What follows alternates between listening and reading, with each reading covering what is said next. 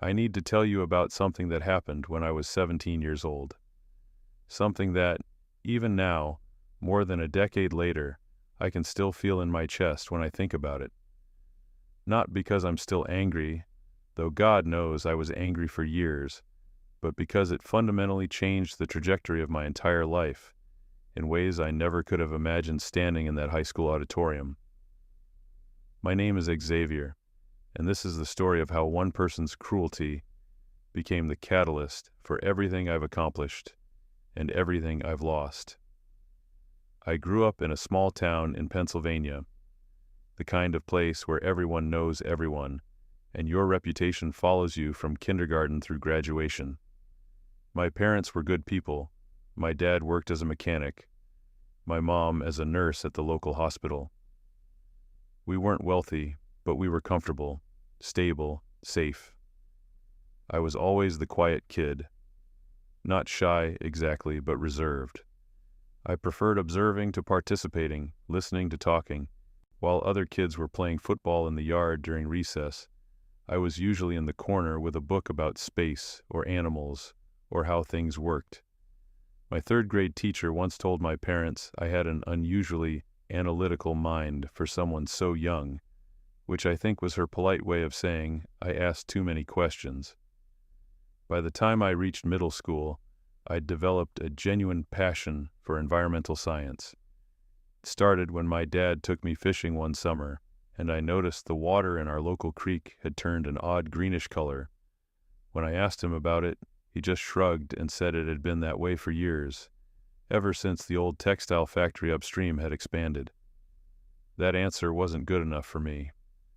I spent the next month researching water pollution, testing the creek water with a kit I'd bought with my allowance, and eventually presenting my findings to the town council. They smiled politely and thanked me for my civic engagement, but nothing changed. That was my first lesson about how the world worked. Evidence wasn't always enough. Power mattered more than truth. High school started normally enough. I wasn't popular, but I wasn't bullied either. I existed in that comfortable middle space, known, but not particularly noticed. I joined the science club immediately, which consisted of maybe 8 dedicated members and a faculty advisor, Mr. Rivera, who taught AP chemistry and genuinely cared about fostering scientific curiosity. The science club was my sanctuary. While the rest of high school felt like a performance, everyone trying to be someone they weren't, desperately seeking approval from people who didn't matter. The science club was different. We could be genuinely interested in things. We could ask questions without worrying about looking stupid. We could fail at experiments, and it was just part of the process. I remember sophomore year, working on a project analyzing local soil samples for heavy metal contamination. I'd stay after school until 6 or 7 at night, running tests, recording data, trying to understand patterns. My lab partner was a girl named Mackenzie, brilliant with statistics, who could spot correlations I'd completely miss.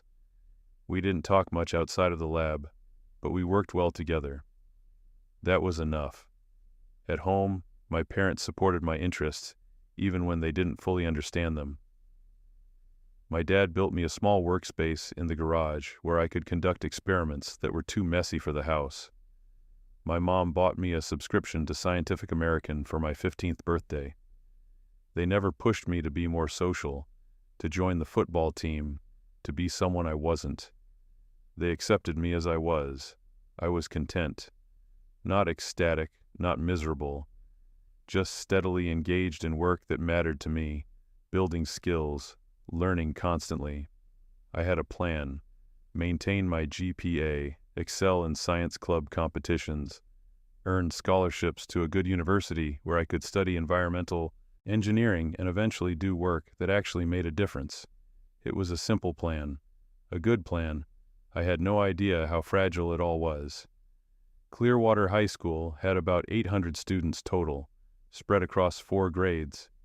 It was one of those schools that took pride in its tradition and community values, which mostly meant the same families had been sending their kids there for generations, and nothing ever really changed. The social hierarchy was brutally clear. At the top were the athletes and the student government kids, the visible, charismatic ones who seemed to move through the hallways with an ease I couldn't comprehend. Then came the various subgroups, the theater kids, the band kids, the artists. Somewhere near the middle were the academic achievers who weren't socially awkward. And then, closer to the bottom, but not quite there, were kids like me, smart, focused, but fundamentally invisible unless we were presenting projects or winning academic competitions. The science club met every Tuesday and Thursday after school in room 204, Mr. Rivera's chemistry classroom. By my junior year, our core group had solidified. There was me, Mackenzie, a freshman named Joel who was obsessed with robotics, Dana from my grade who wanted to be a marine biologist, and a couple of others who came and went depending on their schedules. Mr. Rivera was the kind of teacher who actually listened. He was maybe 40 with graying hair, and these wire-rimmed glasses he was constantly pushing up his nose. He'd worked in industry before teaching, something involving pharmaceutical research, and he brought that real-world perspective to everything. When we got excited about an idea, he didn't just encourage us, he challenged us. Okay, great concept. Now how would you actually implement it? What are the economic constraints, the regulatory hurdles? Who benefits and who might resist? He taught us to think like engineers, not just dreamers. The school's administration was typical. Principal Simmons was a pleasant but ineffective man who seemed more concerned with avoiding controversy than fostering excellence. The vice principal, Ms. Campbell, handled most disciplinary issues with a strict but fair approach. There were good teachers and bad teachers, engaged ones and those just counting down to retirement. And then there was the student government. Student government at Clearwater was actually taken seriously, probably too seriously. The student body president had real influence. They sat on school board meetings, helped organize major events, had the ear of the administration. It was treated less like a high school activity and more like actual politics training. The president during my junior year was a guy named Brett, who was fine. Competent, friendly enough, mostly focused on organizing the homecoming dance and improving cafeteria options. He graduated that May, and elections for the next year's president took place in late April. That's when Chad entered the picture. Chad Adams was everything I wasn't. Tall, athletic build, naturally charismatic in that effortless way some people have. He played varsity baseball, got decent grades without seeming to try too hard, and had this ability to make everyone around him feel included and important. Teachers loved him. Students loved him. Parents loved him. He was a junior like me, and when he announced he was running for student body president, it wasn't even really a contest. His main opponent was a well-meaning girl named Taryn, who was incredibly organized but had all the charisma of a tax document. Chad won with something like 70% of the vote. I didn't vote for him, but not because I disliked him. I barely knew him. We'd had maybe 2 classes together over the years, said hi in passing a few times. He existed in a completely different orbit. I should mention that I'd noticed something about Chad over the years, something subtle that most people seem to miss. Beneath the friendly exterior, there was a calculating edge. I'd seen it in small moments. The way he'd subtly undermine a competitor during class elections by spreading rumors disguised as concern. I'm not saying Jake is unreliable, I'm just worried about whether he can handle the responsibility. How he'd take credit for group project work. The way his smile never quite reached his eyes when someone else succeeded. But these were just observations, fleeting impressions. Everyone else saw the golden boy, so I figured maybe I was wrong. Maybe I was just cynical. By the time senior year started, Chad had fully embodied his role as student body president. He'd successfully pushed for later start times, organized a surprisingly good charity drive, and generally made himself indispensable to the school's identity. The administration treated him almost like a colleague rather than a student. I was focused on my own work. Senior year meant college applications, final competitions, and one last chance to make an impact. The science club had decided to aim big. We wanted to compete in the National Environmental Innovation Challenge, a prestigious competition that awarded grants to high school teams developing practical solutions to environmental problems.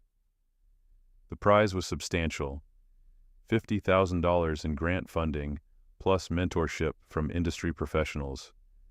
More importantly for me, winners were essentially guaranteed acceptance to top-tier environmental engineering programs.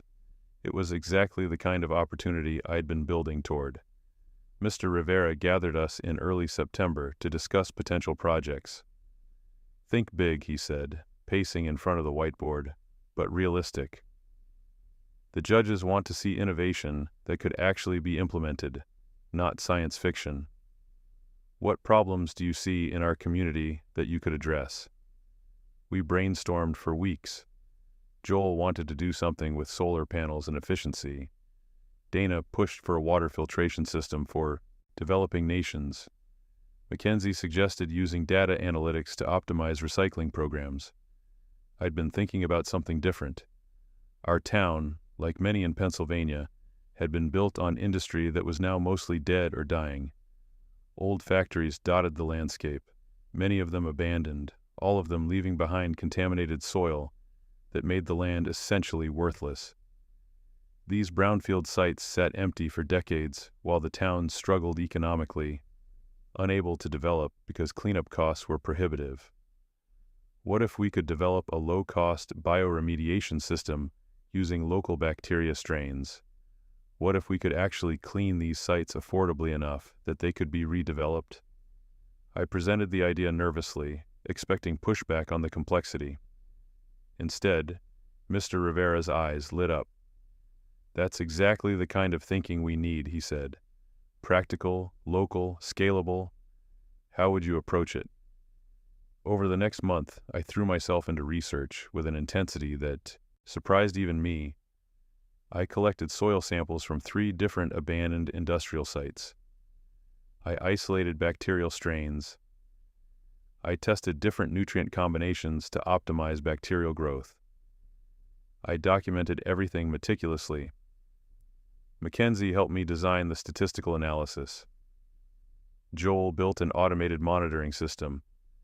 Dana researched similar projects to make sure we weren't duplicating existing work.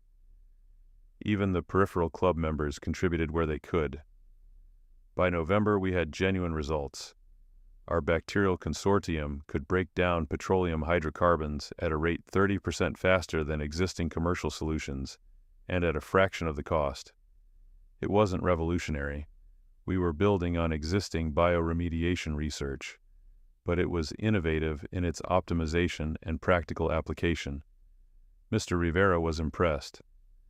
"This is competition quality work, Xavier. You need to present this at the school assembly." Every year, Clearwater High held a student innovation showcase in December where students could present projects, inventions, or research to the entire school. It was usually dominated by art displays and business proposals, but academic work was welcome. Presenting there would give us visibility and momentum going into the national competition application in February. I was reluctant. Public speaking wasn't my strength, and the idea of standing in front of 800 students made my stomach turn. But Mr. Rivera insisted, "This work deserves to be seen, and you need to get comfortable advocating for your own ideas. That's part of being a scientist." I agreed and submitted our proposal to the showcase committee in early November. That's when things started to change. The showcase committee was run by student government, specifically by Chad. The acceptance email came 2 weeks later. Professional, encouraging. "We're pleased to inform you that your project, Bacterial Bioremediation for Brownfield Site Recovery, has been selected for presentation at the Student Innovation Showcase on December 15th. Presentation time, 15 minutes with 5 minutes for questions. Congratulations on your innovative work. I should have been excited. Instead, I felt a creeping unease I couldn't quite articulate. The showcase was a big deal at Clearwater. It happened during an extended assembly period. All students were required to attend, parents were invited. Local news sometimes covered it. For Chad and student government, it was their marquee event, a chance to demonstrate the school's excellence and their own organizational capabilities. I started preparing my presentation in early December. Mr. Rivera helped me refine the slides, cutting technical jargon, adding visual elements that would keep a general audience engaged. Remember, he said, most people in that auditorium won't understand the biochemistry. Focus on the problem and the solution. Why does this matter? What could it do for our community? The presentation was solid. I practiced it dozens of times, alone in my room, in front of my parents, during science club meetings. Mackenzie gave me feedback on pacing. Joel helped me anticipate questions. I felt as prepared as I could be. 3 days before the showcase, Chad approached me in the hallway. "Hey, Xavier." He had that easy smile, the one that made everyone around him relax. "Excited for Friday?" "Yeah, I think it'll go well." I shifted my backpack, uncomfortable with the attention. "Your project looks really interesting. Bacteria eating pollution, right? That's wild." He said it with genuine enthusiasm, and for a moment I thought maybe I'd been wrong about him. Maybe he really was just a good guy trying to make the school better. "Thanks. It's been a lot of work, but the results are promising." "I bet. Hey, listen, I wanted to give you a heads up. We're going to have some reporters there Friday. Local paper, maybe the regional news. Your project is exactly the kind of thing they love. Real science with practical applications. You're going to do great." It should have been encouraging. Instead, something about his tone felt off. Too friendly, too invested in my success. "That's good to know," I said carefully. "Just make sure you've got all your documentation ready. You know how it is. Reporters love to fact-check, especially when students claim they've developed something innovative. Not that I'm doubting you." He laughed easily. "Just saying, be prepared for scrutiny. It's a good thing." "Right, of course." He clapped me on the shoulder. "You got this, man. See you Friday." I watched him walk away, and that unease intensified. Why had he specifically mentioned fact-checking? Why emphasize scrutiny? I mentioned it to Mackenzie during science club that afternoon.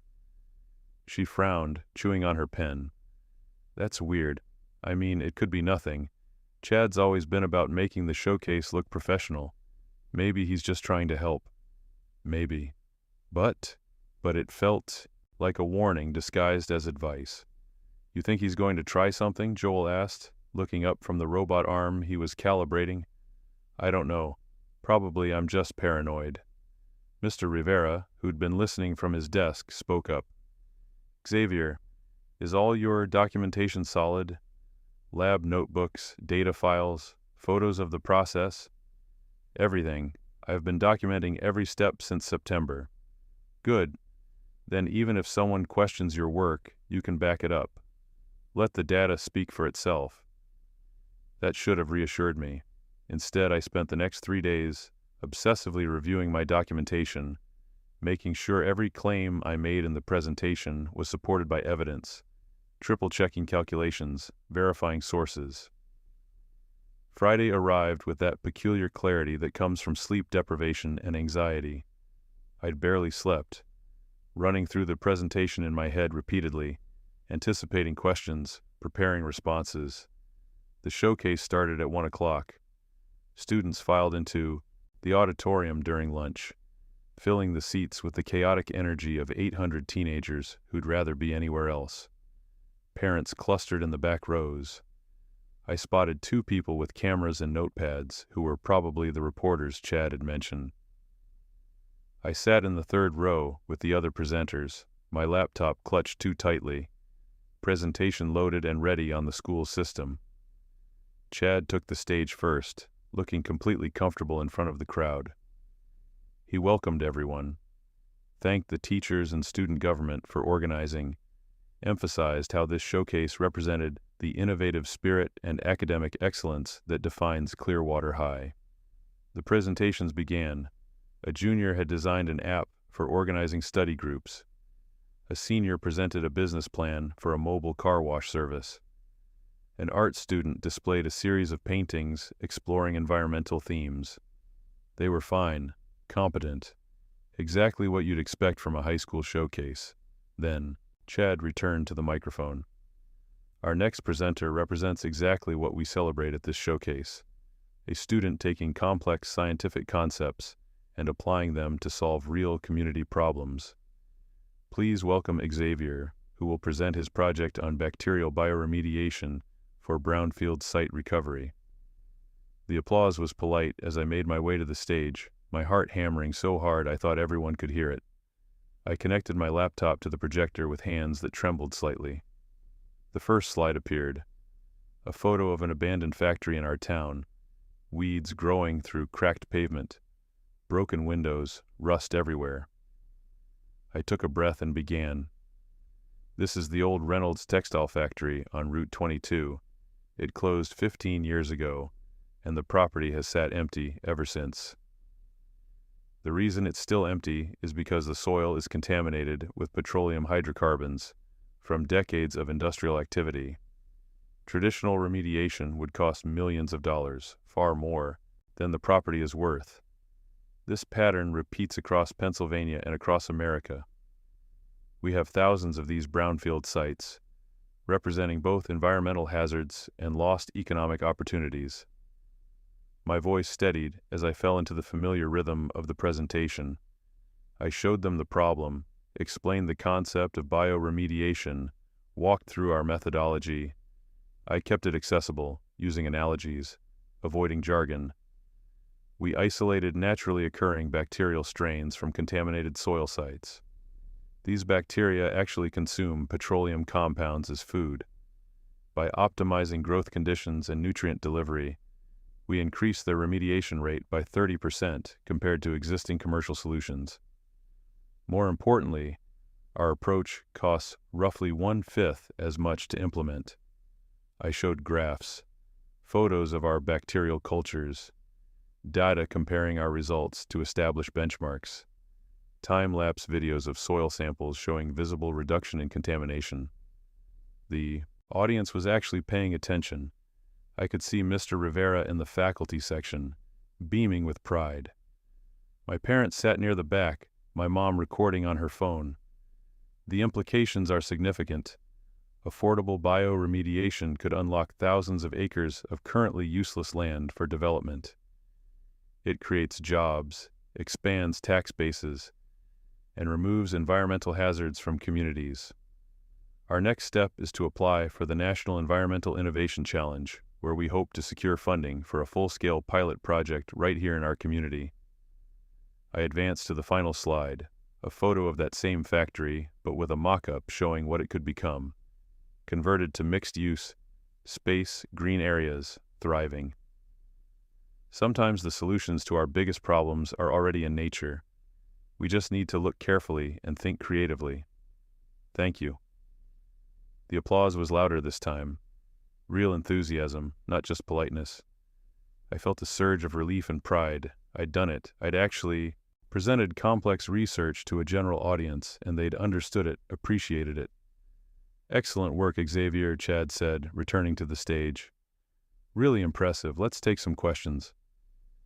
Hands went up. A parent asked about cost projections. A student asked if the bacteria were dangerous.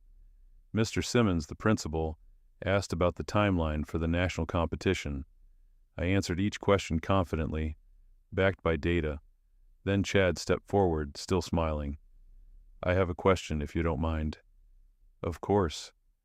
This is really sophisticated research for a high school project. The statistical analysis, the optimization protocols, the comparisons to commercial solutions. It's almost professional grade work. He said it admiringly, but I felt my stomach drop. Can you walk us through how you developed the methodology? Like, specifically, Where did you get the idea for your nutrient optimization protocol? It was a fair question, a normal question, but something in his tone made it feel like an interrogation. We researched existing bioremediation literature extensively. The optimization protocol builds on techniques described in several published papers, which are all cited in our documentation. We adapted those techniques for our specific bacterial strains and local soil conditions. Right. And those published papers, were any of them from Dr. Mitchell's lab at Penn State? My blood went cold. Dr. Gregory Mitchell was a leading researcher in bioremediation. His lab had published extensively on bacterial consortia for petroleum degradation. We'd absolutely referenced his work, but how did Chad know that? Yes, several of our citations are from Dr. Mitchell's research group. They're pioneers in this field. Chad nodded thoughtfully. Interesting, because I was looking through Dr. Mitchell's recent publications. I'm really interested in environmental work, planning to focus on environmental policy in college, and I noticed some striking similarities between your presentation and a paper his lab published last year, titled Enhanced Bacterial Degradation of Petroleum Hydrocarbons Through Nutrient Optimization. The auditorium had gone very quiet. That paper is cited in our documentation, I said, trying to keep my voice steady. We built on their foundational work. That's how science works. You start with existing research and advance it. Absolutely. Chad's smile never wavered. But I'm looking at your slides here, and this graph, he pointed to one of my data visualizations. It's almost identical in structure to figure 3 in their paper. Same axes, same general curve shape. And your nutrient optimization protocol, the specific ratios you're using, they're very, very similar to what Dr. Mitchell's team described. The ratios are similar because that's what the science indicates is effective. Multiple research groups have converged on similar optimal ratios because they're testing the same biological systems. I'm sure that's true. Chad's voice was still friendly, but there was an edge now. I'm just wondering, and I think others might wonder too, where the line is between building on existing research and, well, replicating it. Presenting it as novel when it's actually derivative. The word hung in the air like smoke. Mr. Rivera stood up from the faculty section. Chad, I can address this. As Xavier's faculty advisor, I've reviewed all his work. He's been completely transparent about his sources and has properly cited all. I'm not doubting your supervision, Mr. Rivera. Chad interrupted smoothly. I'm just raising questions that I think need to be addressed before this project moves forward to a national competition. We want to make sure Clearwater High is represented honestly and ethically. Principal Simmons was frowning now, looking between Chad and me uncertainly. A reporter in the back had started writing rapidly in her notebook. Our work is original, I said, and I hated how defensive I sounded. We used established techniques, yes, but our specific application, our optimization for local conditions, our comparison of multiple bacterial strains, that's all our own research. Can you prove that? Chad asked. Do you have documentation showing the development process? Lab notebooks showing how you arrived at these protocols independently? Yes, I have months of lab notebooks, photos, data files. Great. Then this should be easy to clear up. Why don't we take a short break and you can present that documentation to Principal Simmons and our faculty advisors. We want to make absolutely sure everything is above board before moving forward. It was brilliant, really. He'd positioned himself as the ethical guardian, just asking reasonable questions. He'd planted doubt in everyone's mind without actually accusing me of anything specific. And now I was in the position of having to prove my innocence to something I'd never been formally accused of. Principal Simmons stood up. That seems reasonable. Xavier, can you bring your documentation to my office after the showcase? We'll review it together. I nodded mutely, my throat too tight to speak. Excellent, Chad said. Let's continue with our next presenter. I made my way back to my seat in a daze. The next presentation started, something about a photography project, but I couldn't focus on it. Around me, students were whispering. I caught fragments. Never thought he'd cheat. Makes sense, seemed too advanced. Really embarrassing. Mackenzie leaned over from the row behind me. That was bullshit, she whispered fiercely. Complete bullshit. He set you up. I knew she was right, but knowing it didn't help. The showcase ended. Parents mingled, congratulating presenters. The reporters approached Chad, not me. I saw him gesturing animatedly, probably explaining how student government took academic integrity seriously, how important it was to address these concerns. Mr. Rivera found me near the auditorium exit. Xavier, listen to me. This is going to be fine. You have all your documentation. We'll show them your work process, your originality. This is just Chad playing politics. Why? The word came out harsher than I intended. Why is he doing this? Mr. Rivera looked uncomfortable. I don't know. Maybe he sees you as competition somehow. Maybe he just... I don't know. But we focus on what we can control. Get your documentation together. We'll meet with Simmons on Monday. I went home that afternoon, feeling like I'd been physically struck. My parents tried to comfort me, saying it was probably just a misunderstanding, but I could see the worry in their eyes. That weekend, I organized every piece of documentation I had. Lab notebooks filled with daily entries, photos time-stamped and organized chronologically, email exchanges with Mackenzie and Joel about methodology, research notes with my questions and observations, data files with metadata showing creation dates. It was all there, complete, transparent, proof of my work process. But I was starting to realize that proof might not matter as much as I thought it did. Monday's meeting with Principal Simmons was in his office at 3:30.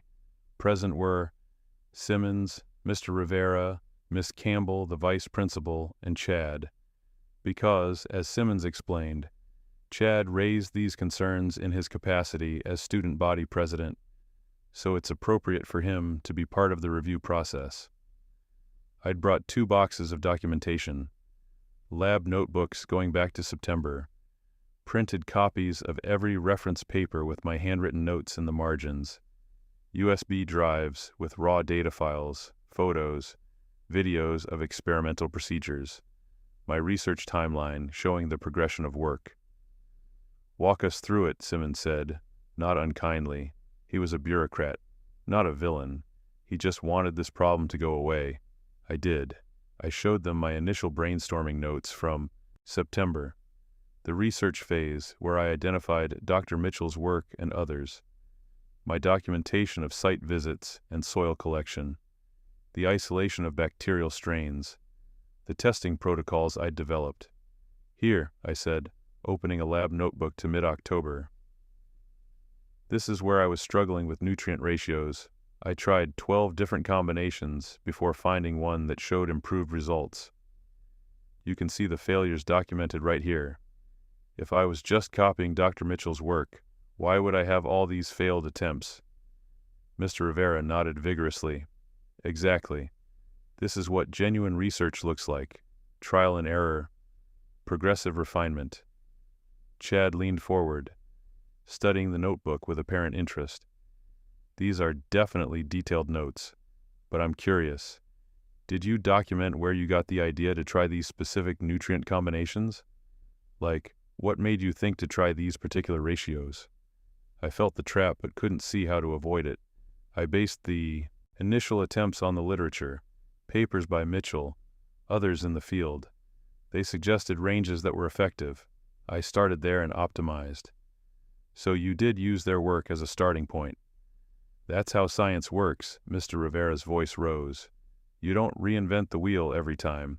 You build on existing knowledge. I understand that, Chad said calmly, but there's a difference between building on existing work and replicating it. And I'm looking at Xavier's final protocol here, and it's extremely close to what Mitchell published, within a few percentage points on every component. Because those ratios are optimized by the biology. I was getting frustrated now, which was exactly what Chad wanted. Multiple researchers have independently arrived at similar ratios because they're working with the same bacterial systems. Optimal nutrient ratios aren't arbitrary. They're determined by bacterial metabolism. Ms. Campbell had been quiet, but now she spoke up. Can someone explain to me, in simple terms, what would make this work original versus derivative? What's the standard here? There was a long pause. The truth was, the line wasn't clear. In professional science, building heavily on existing work was normal, as long as you cited your sources and didn't claim false novelty. But we weren't in professional science. We were in a high school conference room, and the standards were being made up on the spot. I think, Simmons said slowly, what we need to determine is whether this work is original enough to represent Clearwater High at a national competition. That's really the question. It absolutely is, Mr. Rivera insisted. Xavier has done genuine research. He's optimized techniques for local conditions, compared multiple bacterial strains, demonstrated cost-effectiveness. That's original applied research. Chad nodded thoughtfully. Maybe this is more of a policy question than a scientific one. I'm wondering if we should reach out to the National Environmental Innovation Challenge directly. Ask them about their standards for originality. Get their input on whether this would qualify as original work or if it's too derivative of existing research. It was another perfect move. He was positioning himself as reasonable, just trying to get clarity, but he knew exactly what would happen if we contacted the competition. They'd see a controversy, hear words like plagiarism and derivative, and they'd distance themselves immediately. No national organization wants to be associated with academic integrity questions. That seems premature, Mr. Rivera said. We haven't even finished our internal review. I just think it's better to be proactive, Chad said. Imagine if Xavier advances to the national competition and then these questions come up there. That would be much worse for everyone, for Xavier, for our school. Better to get clarity now. Simmons was nodding. That's prudent thinking. I felt the ground shifting beneath me. This wasn't about my documentation anymore. This was about optics, politics, protecting the school's reputation. Let me ask you something, Chad. The words came out harder than I intended. Why do you even care about this? Why are you so invested in questioning my work? He looked genuinely surprised by the question. I care because I care about our school's integrity. I take my role as student body president seriously. If someone is going to represent Clearwater at a national level, I want to make sure they're doing it honestly. But you're not questioning anyone else's work, just mine. Your project is the only one advanced enough to raise these questions. The other presentations were good, but they weren't making claims about novel scientific research. It was a reasonable answer. It was also complete bullshit. The meeting ended without resolution. Simmons said he'd consult with the district about appropriate next steps. Mr. Rivera looked defeated. Chad left looking satisfied. I walked to my car alone, boxes of documentation in my arms, feeling like I'd just lost a fight I didn't even know I was in. The whispers started immediately. By Tuesday, everyone knew there were questions about my project. I heard the rumors mutating as they spread. I'd plagiarized the whole thing. I'd stolen research from a college professor. I'd paid someone to do the work for me. Teachers who'd congratulated me on Friday now avoided eye contact in the hallways. The reporter from the local paper called my house. My mom told her no comment, but the damage was done. Mackenzie and Joel remained loyal, but even they seemed uncertain now. The evidence is so clear, Mackenzie said during science club. I don't understand why they're not just accepting it. Because evidence doesn't matter, I said bitterly. Chad planted doubt, and doubt is impossible to disprove. The following week, I received an email from Principal Simmons. It was formal, careful, clearly written by the district's legal advisor. After careful review and consultation with district administration, we have determined that it would be inappropriate for your bioremediation project to represent Clearwater High School in the National Environmental Innovation Challenge. While we found no definitive evidence of academic dishonesty, the similarities to existing published research raise sufficient questions about originality that we cannot in good conscience endorse the work as novel. This decision is final. We encourage you to continue your interest in science and to develop new projects that more clearly demonstrate independent thinking and original contribution. I read it 3 times, each time feeling like I'd been punched. No definitive evidence of academic dishonesty, but sufficient questions. Cannot in good conscience. They'd given themselves perfect cover. They hadn't accused me of cheating. That would require proof and potential liability. They'd just decided my work wasn't original enough. A subjective judgment impossible to challenge. The national competition deadline was in 2 weeks. There was no time to develop a new project. Years of work, destroyed by innuendo and institutional cowardice. I forwarded the email to Mr. Rivera. He called me that evening, and I could hear the frustration and anger in his voice. "This is wrong, Xavier. This is cowardice from the administration.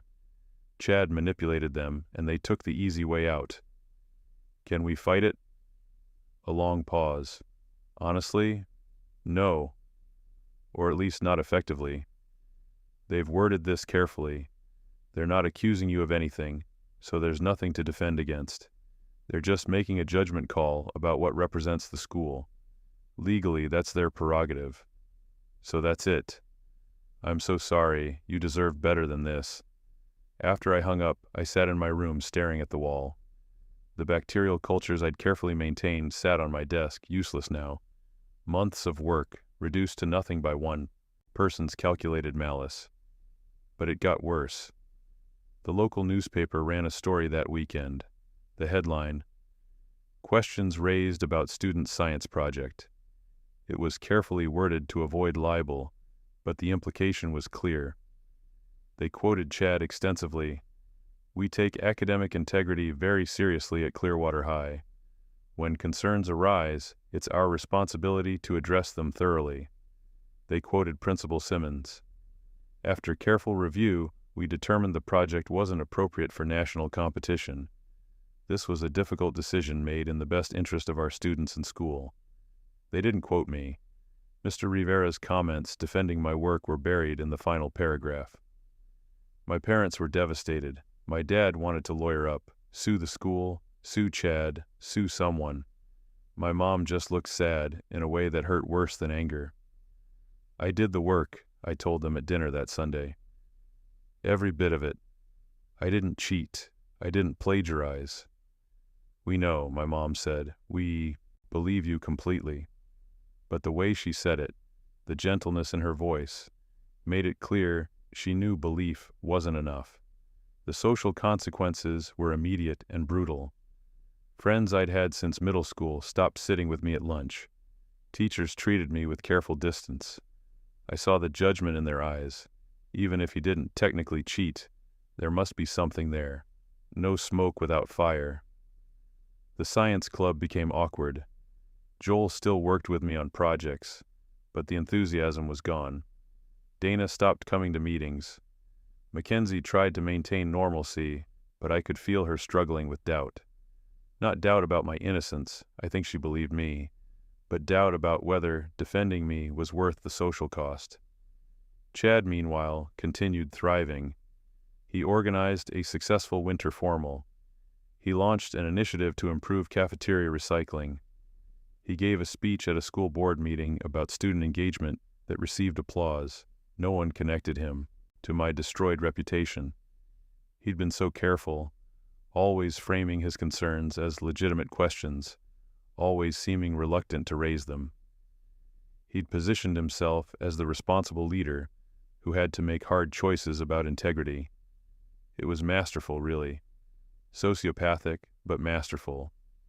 I tried to focus on other things. College applications were due. I'd been planning to emphasize my bioremediation project in my essays, use it as the centerpiece of my narrative. Now I had to scramble to find something else to write about. My grades remained strong. straight A's in AP classes.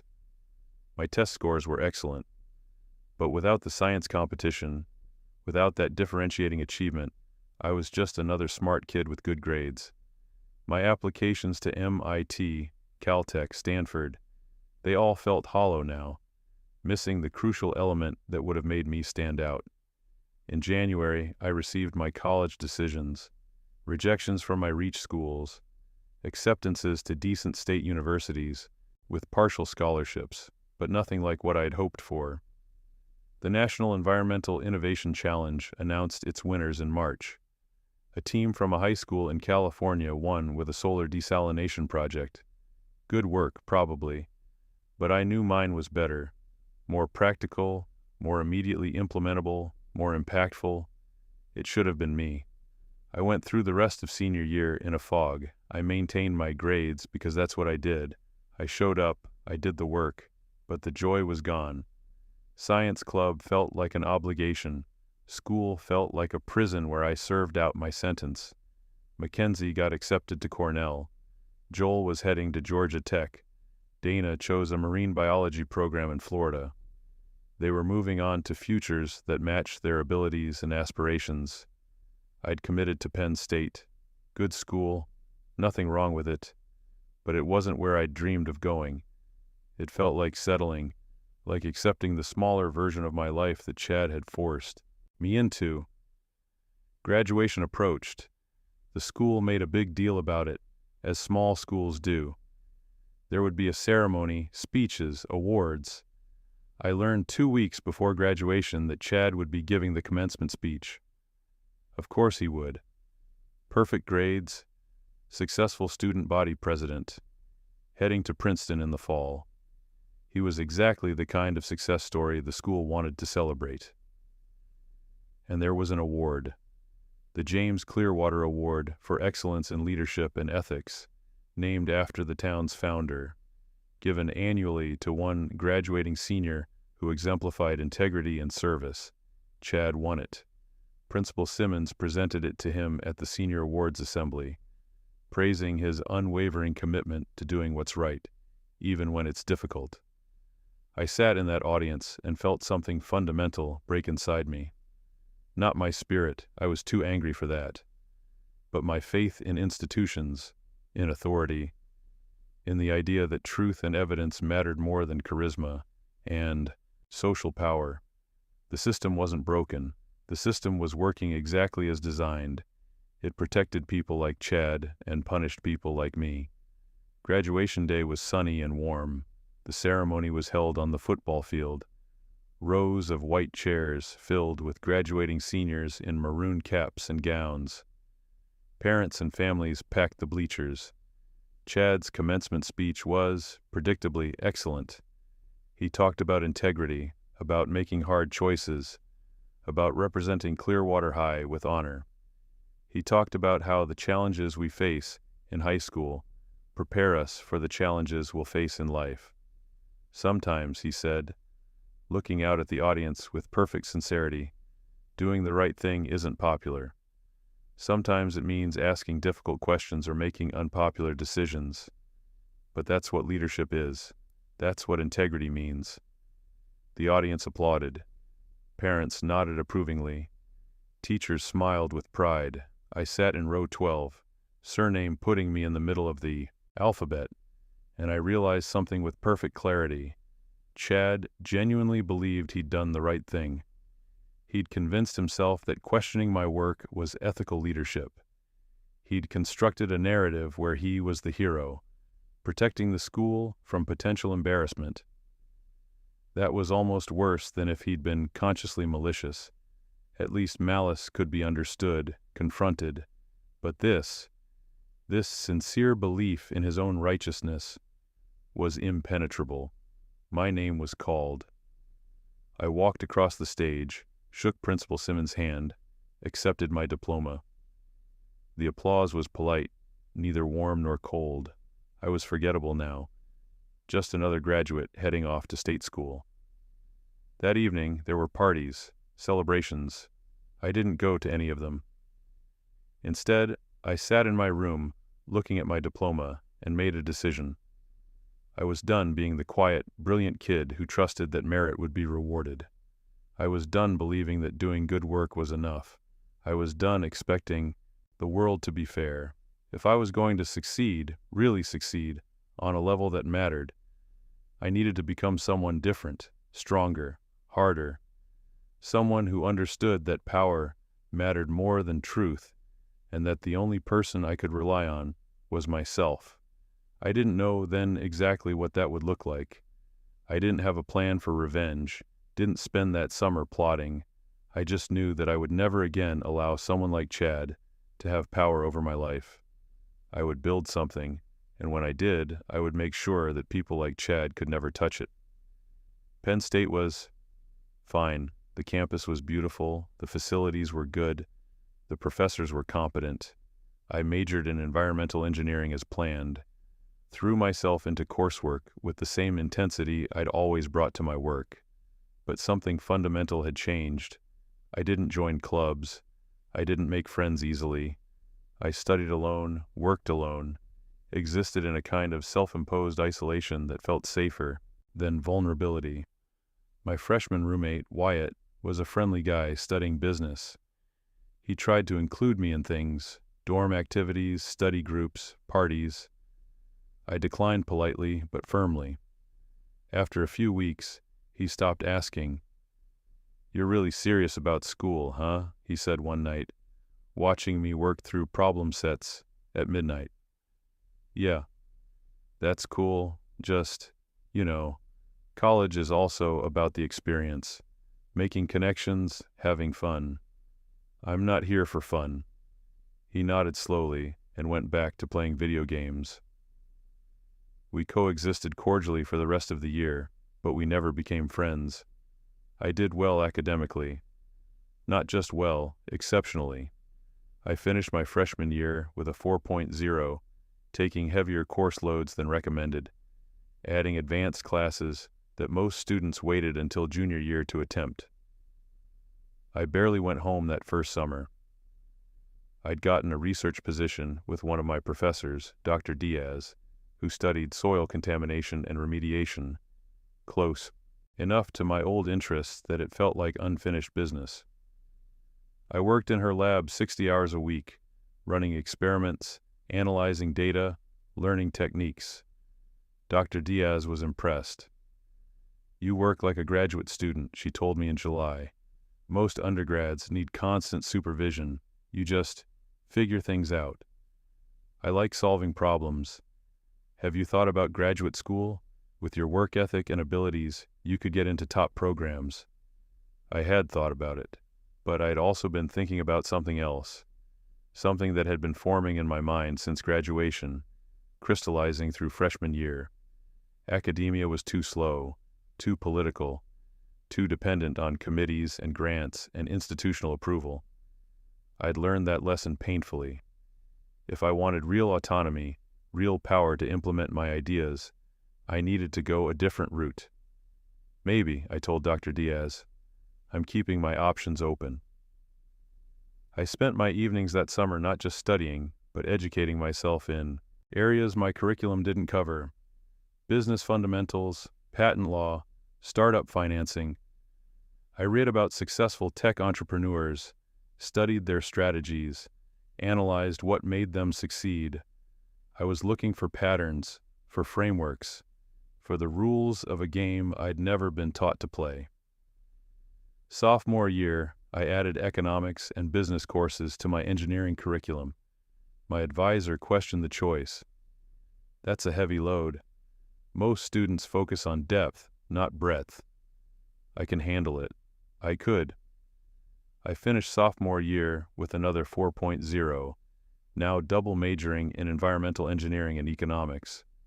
I'd also started developing my own side projects, small research experiments, testing different approaches to waste-to-energy conversion, bacterial degradation of different pollutants, optimization of existing remediation techniques. I documented everything meticulously, not just for scientific rigor, but because I was building a patent portfolio. Every novel technique, every optimization, every process improvement. I researched patent eligibility and filed when appropriate. By the end of sophomore year, I had 3 provisional patents filed. They weren't worth anything yet, just ideas, untested at scale, but they were mine. Documented, protected, undeniable. I went home for a week that summer. My parents were proud of my grades, but worried about me. "You look thin," my mom said. "Are you eating enough? Getting sleep?" "I'm fine." "You seem different, harder somehow." "I'm focused." My dad tried to connect, asked about my research, my plans. I gave short answers, deflected personal questions. I saw the hurt in his eyes and felt guilty, but I couldn't explain what I was doing or why. They wouldn't understand the necessity of what I was becoming. Back at school, I continued the pattern. Junior year, even heavier course loads. I started working with multiple professors, contributing to their research while developing my own projects. I published my first paper, second author on a study about bacterial degradation of synthetic polymers. I also started paying attention to the business world in a new way. I read about clean tech startups, tracked funding rounds, studied which technologies were attracting investment and why. I networked strategically, attending seminars and conferences, making connections with graduate students and postdocs who were further along in their careers. I wasn't making friends, I was building a network. One of those connections was particularly valuable. A graduate student named Corey, who was finishing his PhD in chemical engineering and planning to start a company. We met at a conference on sustainable technologies, started talking about bacterial remediation, and realized we had complementary skills. "You're an undergrad?" he said, surprised. "I assumed you were a grad student at least." "Just junior year." "Damn, with the work you're doing, you could skip grad school entirely and go straight to industry." "That's the plan." We stayed in touch. He introduced me to people, shared insights about the startup ecosystem, explained how venture capital worked, what investors looked for, how to position technology for commercial viability. I absorbed everything. I was learning 2 educations simultaneously, the formal one from Penn State and the practical one from every conversation, every paper, every observation of how the world actually worked. Senior year, I scaled back my course load slightly, still full-time, but not the punishing overload of previous years. I used the extra time to finalize my thesis project, a comprehensive study of cost-effective bioremediation strategies for abandoned industrial sites in Pennsylvania. It was essentially my high school project done properly. Bigger scale, more rigorous methodology, better data. It was also the foundation for what I was planning to do next. I applied to 2 graduate programs, both top tier, both as backup options. I was also planning something else entirely. Dr. Diaz wrote me a strong recommendation letter. "Xavier is the most driven student I've worked with in 15 years of teaching. His work ethic is extraordinary, and his technical abilities are exceptional. He will undoubtedly make significant contributions to environmental engineering." I graduated summa cum laude, with 2 degrees, 4 papers published, 7 patents filed, and a thesis that my committee called professional grade research. I was 22 years old. I went home for a week after graduation. My parents threw a small party, family, and a few neighbors. They were so proud, showing off my diplomas, talking about my achievements. I smiled and accepted congratulations, but I was already thinking about the next phase, about the company I was going to start, about the technology I was going to commercialize, about building something that no one could take from me. That week, I checked Facebook for the first time in months. I rarely use social media. It felt like a waste of time, a distraction. But curiosity got the better of me. I looked up Chad.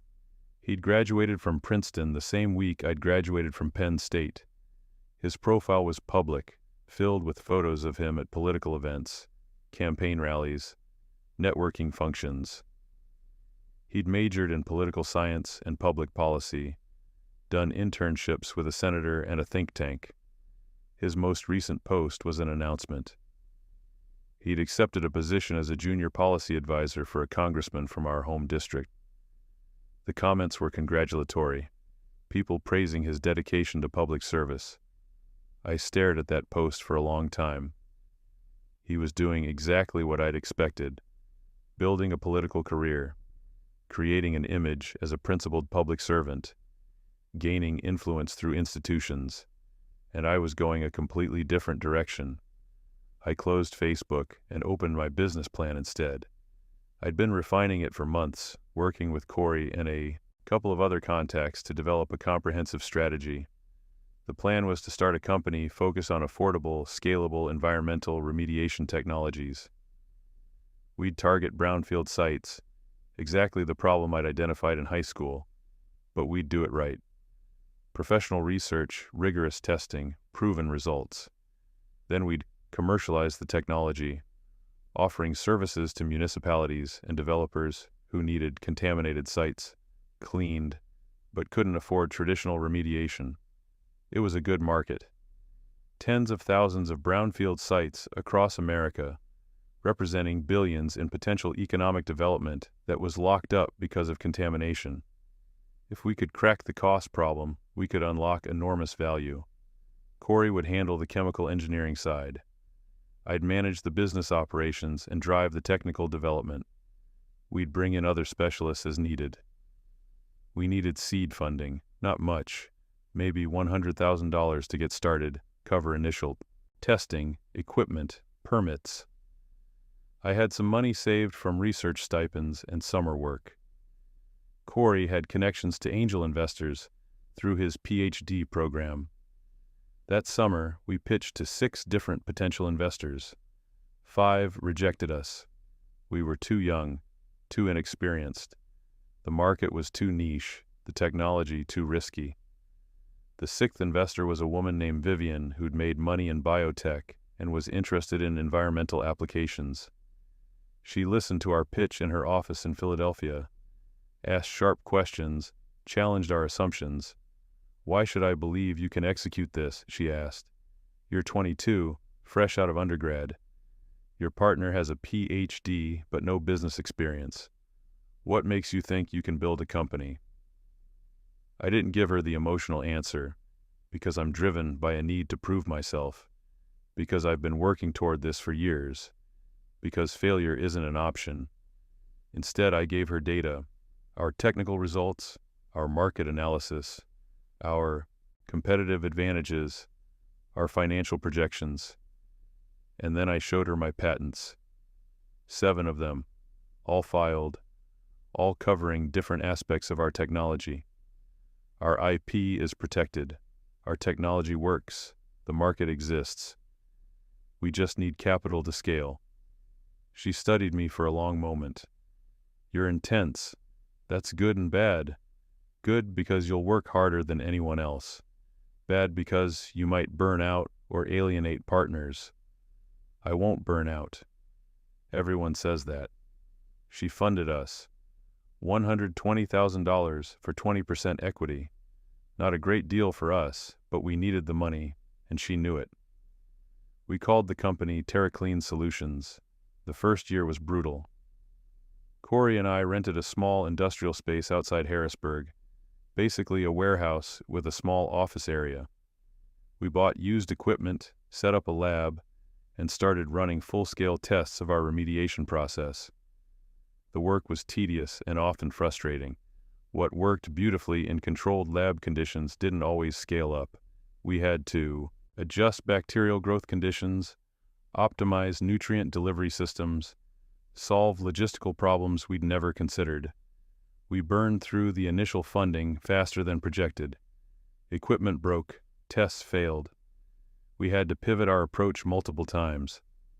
I worked 7 days a week, usually 12 to 14 hours a day. Corey matched me. We barely had lives outside the company. I lived in a cheap apartment near the warehouse.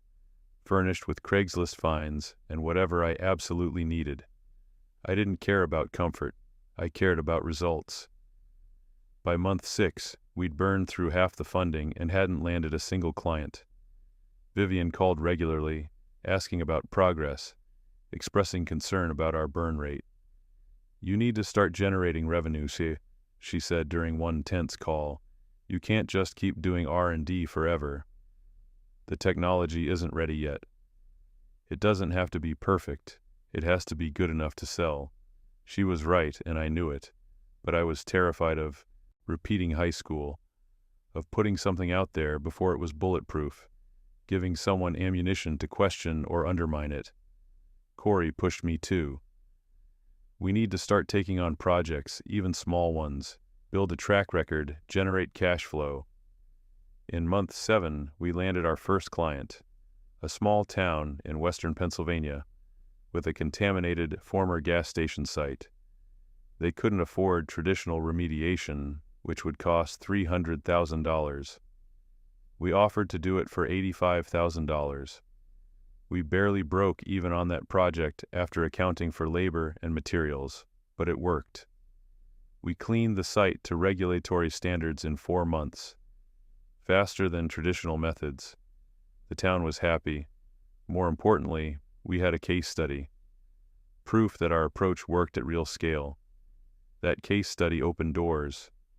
We pitched to other municipalities, to developers, to environmental consultants. Some said no, but some said yes. By the end of year 1, we'd completed 4 projects. We were still burning money overall, but we were building a reputation. Year 2, we scaled. We hired our first employees, 2 lab technicians and a business development person. We moved to a larger facility. We invested in better equipment. More projects came in. We developed a standardized approach, turning what had been custom research for each site into a more efficient, replicable process. Our reputation grew. We weren't just the cheap option anymore. We were becoming known for doing quality work efficiently. Environmental consultants started recommending us. Developers sought us out. I was learning to run a business while simultaneously pushing the technology forward. It was overwhelming, but I thrived on it. Every problem was a puzzle to solve, every setback a challenge to overcome. Corey handled a lot of the client-facing work. He was better with people, more personable. I focused on operations, technical development, and long-term strategy.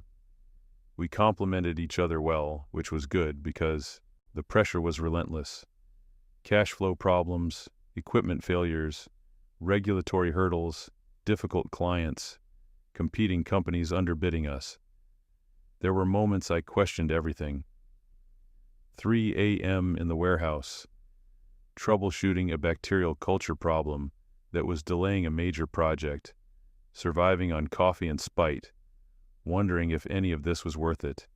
But then I'd think about Chad, about the smug certainty in his voice when he questioned my work, about the leadership award, about his comfortable path through Princeton while I was fighting for every inch of progress.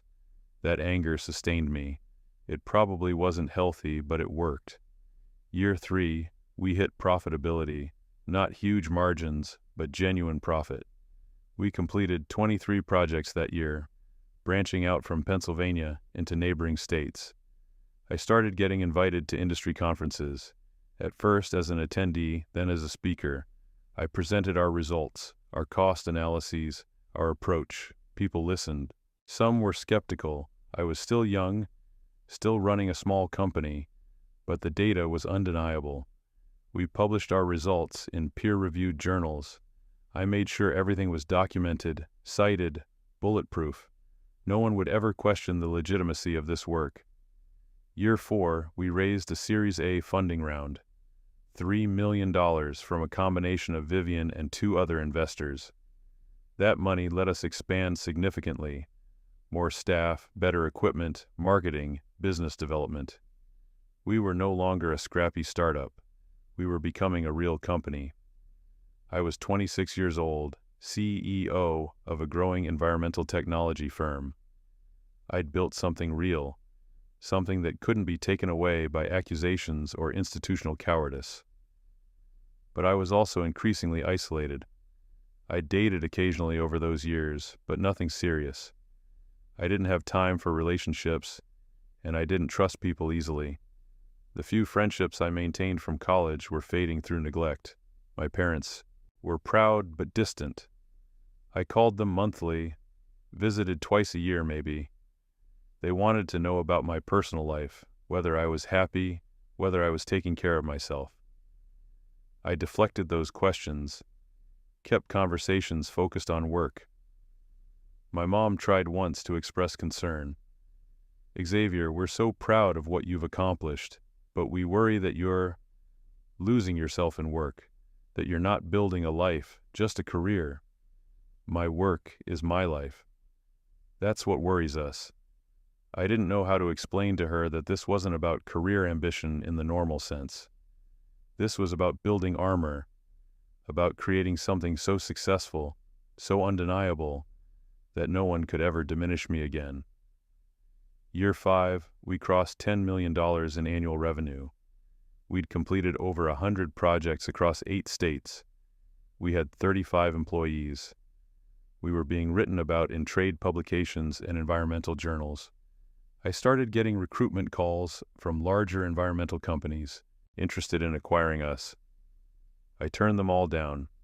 This was mine. I wasn't selling. But I was also watching a different space: government contracts. The federal government and state governments spent billions annually on environmental remediation.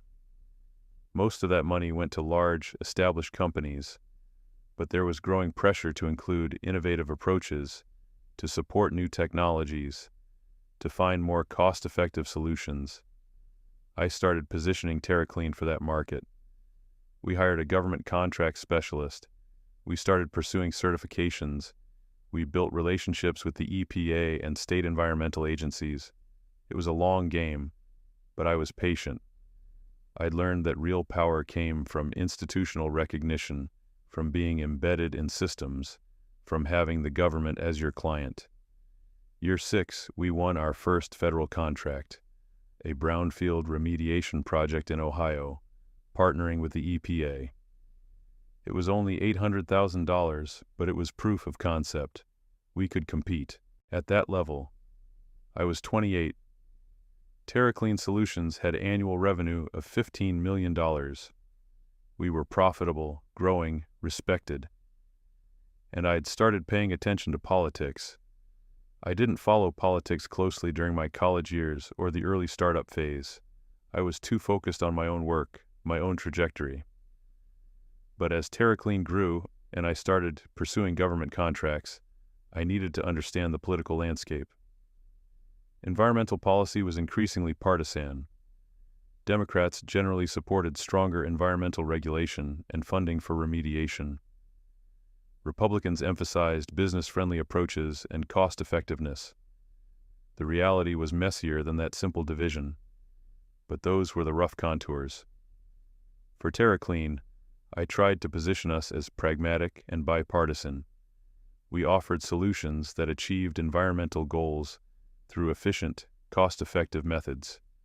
We could appeal to Democrats who wanted environmental progress and Republicans who wanted fiscal responsibility. It was during this research into environmental policy that I first saw Chad's name again. He'd been working in congressional offices for several years, building a reputation as a policy expert on environmental issues. In the past year, he'd left the congressional staff role and joined a prominent environmental advocacy organization as their policy director. I found interviews with him in various publications. He spoke passionately about climate change, environmental justice, the need for bold action on pollution and remediation. He positioned himself as a pragmatic progressive, someone who understood both the policy details and the political realities. He had also cultivated a strong social media presence. His Twitter account had tens of thousands of followers. He posted regularly about environmental issues, often criticizing politicians or companies he viewed as insufficiently committed to environmental protection. Watching him operate was instructive.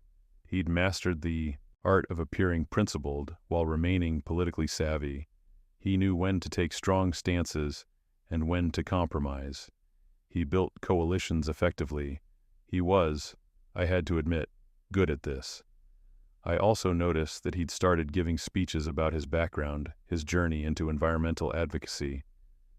The narrative he'd constructed was compelling. A young man from a small Pennsylvania town who'd become passionate about environmental issues in high school, who'd dedicated his career to public service and environmental protection. He never mentioned me, never mentioned the science showcase incident. In his version of history, it simply didn't exist. That erasure bothered me more than I expected. Year 7, TerraClean won a significant contract, a $5 million project remediating multiple brownfield sites in New Jersey. It was our largest project to date, and it required partnering with other firms to handle the scale. We delivered successfully. The state environmental agency was impressed. We started getting invited to bid on even larger projects. I hired a public relations firm to help us build our profile. We published white papers. I gave interviews to environmental publications. We positioned TerraClean as an innovative leader in sustainable remediation. I also started making political donations, not huge amounts. I didn't have that kind of money, but strategic contributions to candidates on environmental committees in both parties. I wanted to be known to the people who controlled environmental policy and funding. It was around this time that I hired Damon as our VP of Business Development. He was 10 years older than me, had experience in government contracting, and understood the political landscape in ways I didn't. "You've built good technology," he told me during his interview. "But technology alone doesn't win government contracts. Relationships matter. Political capital matters. You need to be connected to the right people, support the right causes, have the right profile." I hired him immediately. Under Damon's guidance, we became more sophisticated in our political engagement. We sponsored environmental conferences. We funded research at universities. We joined industry associations and trade groups. I started getting invited to policy discussions, roundtables, advisory committees. Nothing major. I was still relatively unknown, but enough to build connections. Year 8, the landscape shifted significantly. A new presidential administration came in with ambitious environmental goals. They announced plans for a major infrastructure package that included billions for environmental remediation and clean energy. This was an opportunity, a huge one. The administration wanted innovative approaches, new technologies, cost-effective solutions. They wanted to prove that environmental protection and economic development could go together. TerraClean fit that narrative perfectly. We started positioning for what we knew was coming, a wave of federal contracts larger than anything we'd seen before. I was 30 years old. TerraClean had grown to $25 million in annual revenue. We had 80 employees across 4 regional offices. We'd completed over 200 projects. I'd also started investing personally in other environmental technology companies. I had money now, not vast wealth, but enough to diversify, to build influence beyond just my own company. I bought a decent apartment in Philadelphia, closer to our main office. It was the first time I'd invested in personal comfort. It was nice, I guess. Modern, clean, well located. But I still spent most of my time at the office. My parents visited once. They were impressed by the apartment, the city, the obvious markers of success. But my mom pulled me aside before they left. "You've accomplished so much," she said. "More than we ever imagined, but are you happy?" The question caught me off guard. Was I happy? I didn't know. I felt satisfied when we won contracts, when technology worked, when projects succeeded. I felt vindicated watching our company grow, seeing our reputation strengthen, but happy. I'm fulfilled, I told her. This is what I want to be doing. She looked at me with an expression I couldn't quite read. That's not the same thing. After they left, I sat in my apartment, my expensive, empty apartment, and tried to remember what happiness felt like.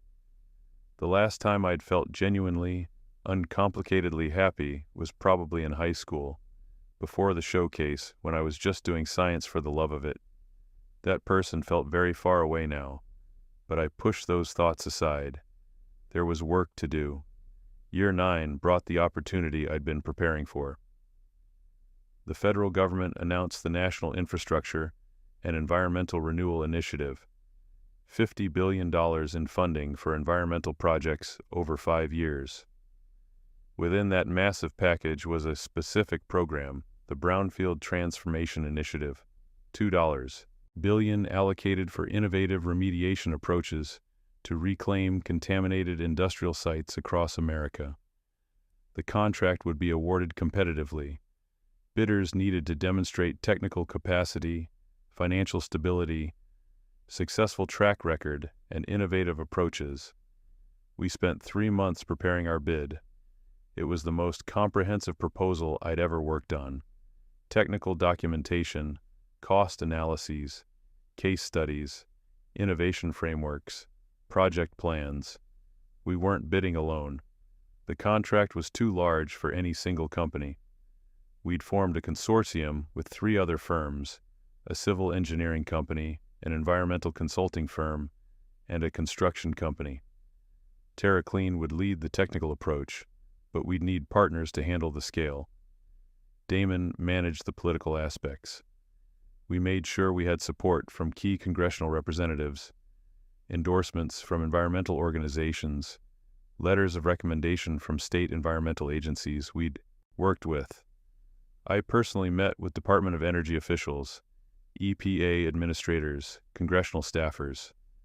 I presented our approach, answered questions, built relationships. It was exhausting and exhilarating. This was what I'd been building toward for a decade. If we won this contract, we wouldn't just be a successful mid-sized company, we'd be a major player, positioned to shape environmental policy and practice at a national level. The short list of finalists was announced in December. 5 consortiums made the cut. We were one of them. So was a consortium led by a company called American Environmental Solutions, a larger, more established firm, and listed as a policy advisor and strategic consultant. To the American Environmental Solutions Consortium was Chad Adams. I stared at his name in the finalist documentation for a solid minute, processing. Chad had left his advocacy organization position earlier that year to join a well-connected environmental consulting firm. He'd positioned himself as an expert in policy and government relations, leveraging his years in congressional offices and advocacy work. American Environmental Solutions had brought him on specifically for this bid, recognizing that government relationships would be crucial. It made sense, strategically. Chad understood policy, knew the right people, could navigate political complexities. He'd built a career on exactly those skills. I called Damon into my office. "Did you know Chad Adams was involved with the AES bid?" He frowned, checking his notes.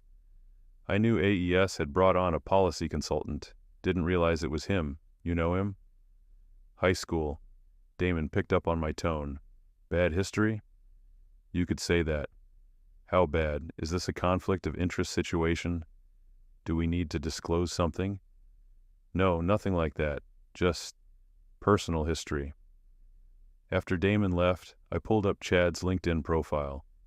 He'd been busy. After his years in congressional offices and advocacy work, he'd published articles, given speeches at environmental conferences, built a reputation as a thoughtful voice on environmental policy.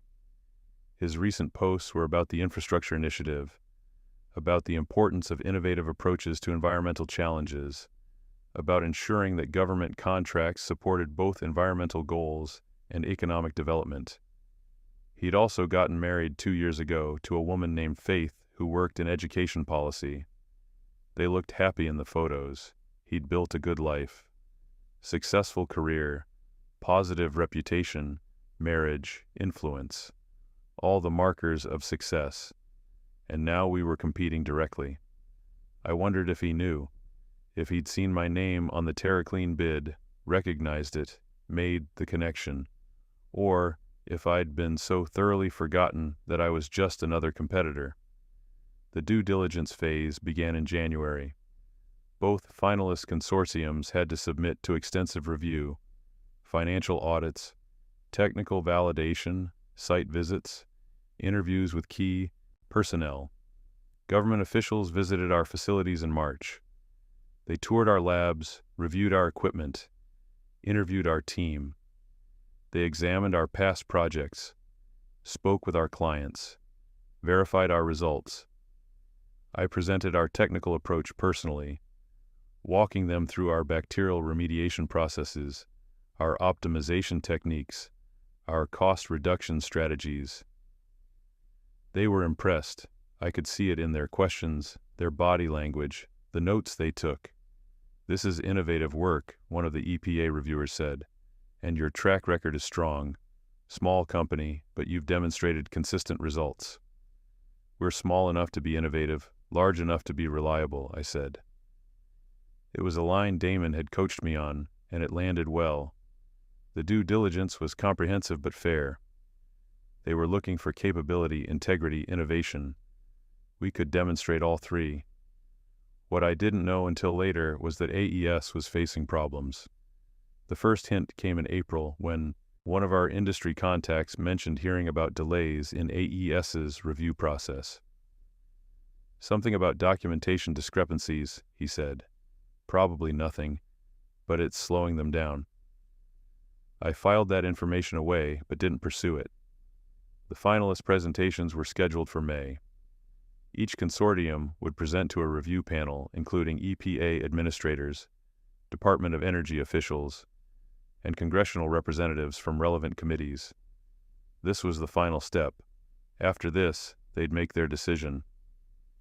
We prepared intensely. Our presentation needed to hit every mark: technical excellence, cost effectiveness, innovation, scalability, environmental impact, economic benefits.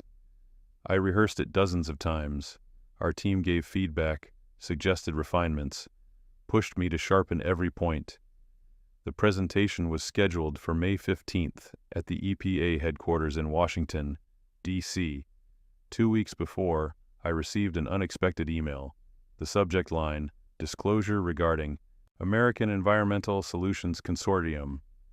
It was from an EPA official named Ms. Long, part of the due diligence team. The email was formal, carefully worded. As part of our review process, certain documentation submitted by the American Environmental Solutions Consortium has raised questions requiring further investigation.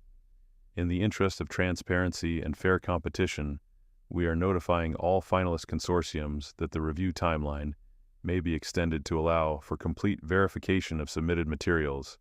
I read it 3 times. Certain documentation has raised questions.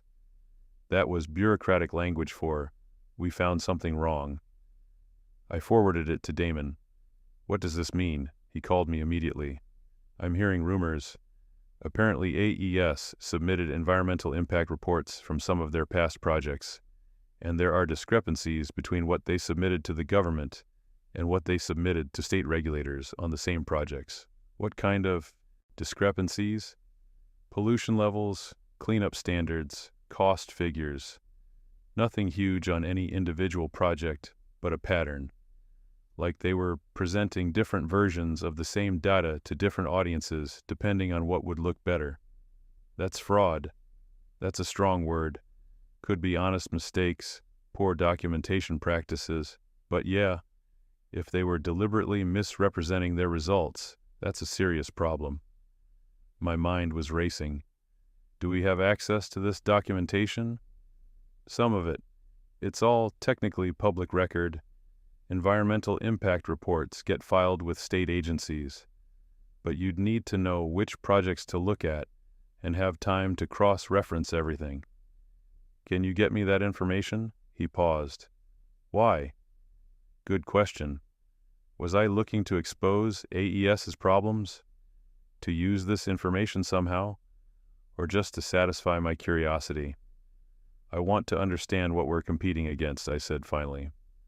Over the next week, Damon's team assembled documentation on AES's major projects over the past 5 years. We cross-referenced reports they'd submitted to different agencies, compared data, looked for inconsistencies. The pattern was clear. AES had systematically presented their results in the most favorable light to each audience. When reporting to state environmental agencies, they'd emphasized meeting minimum standards at lowest cost. When presenting the same projects to potential clients or in marketing materials, they'd emphasize superior performance and environmental benefits. The data didn't change. The underlying pollution levels, cleanup results, costs were consistent. But the interpretation, the framing, the selective emphasis created very different impressions. It was clever. Not outright falsification, but strategic presentation. Most people wouldn't catch it unless they had access to multiple reports on the same project and compared them carefully. But someone had caught it. The EPA's due diligence team had noticed the discrepancies. On May 10th, 5 days before our presentation, another email from Ms. Long. The review timeline for the Brownfield Transformation Initiative contract has been extended. The finalist presentation scheduled for May 15th will proceed as planned. However, final contract award decisions will be delayed pending completion of additional verification procedures. The hearing was in a large conference room at EPA headquarters. Floor-to-ceiling windows overlooked the Potomac. 25 people sat around a massive table. Government officials, congressional staffers, technical experts. Our consortium presented first. I led the technical portion, walking through our approach with confidence earned from a decade of actual results. Corey supported on the detailed science. Our consortium partners covered logistics, construction, project management. We had 45 minutes. We used every second effectively. The questions afterward were tough but fair. They challenged our cost projections, our timeline, our scalability assumptions. We had answers for everything, backed by data from our actual project history. When we finished, I felt good. We'd presented our best case. Whether it was enough, we'd find out. AES presented second. Their team was larger, more corporate. Polished presentations, slick graphics. Chad was part of their presentation team. He handled the policy and regulatory section, discussing how their approach aligned with federal environmental goals, how they'd navigate regulatory frameworks, how they'd engage with communities. He was good, articulate, confident, persuasive. He'd clearly done this many times before. This was the first time I'd seen him in person in over a decade. He'd aged well, still had that charismatic presence, that ease in front of powerful people. He wore a tailored suit, spoke with authority, commanded the room's attention. During their presentation, I noticed something. When they discussed their track record, they presented impressive numbers. Hundreds of projects, billions in contamination removed, thousands of acres reclaimed. But the data felt abstract. Unlike our presentation, where we'd shown specific projects with specific results, theirs was aggregated, generalized, harder to verify. After their presentation, the questions came. Technical ones first, which their engineers handled competently. Then one of the EPA officials, a stern-looking woman named Ms. Campbell, no relation to my high school vice principal, just coincidence, asked, "Can you speak to the discrepancies that have been identified in your environmental impact reporting?" The room temperature seemed to drop. The AES CEO, a man named Mr. Barnes, responded carefully. We're aware that some questions have been raised about documentation from past projects. We've been cooperating fully with the review process. We believe any discrepancies are the result of different reporting standards across different jurisdictions, not any attempt to misrepresent our results. Different reporting standards wouldn't explain why pollution levels were reported differently to different agencies for the same project at the same time, Ms. Campbell said flatly. Mr. Barnes looked uncomfortable.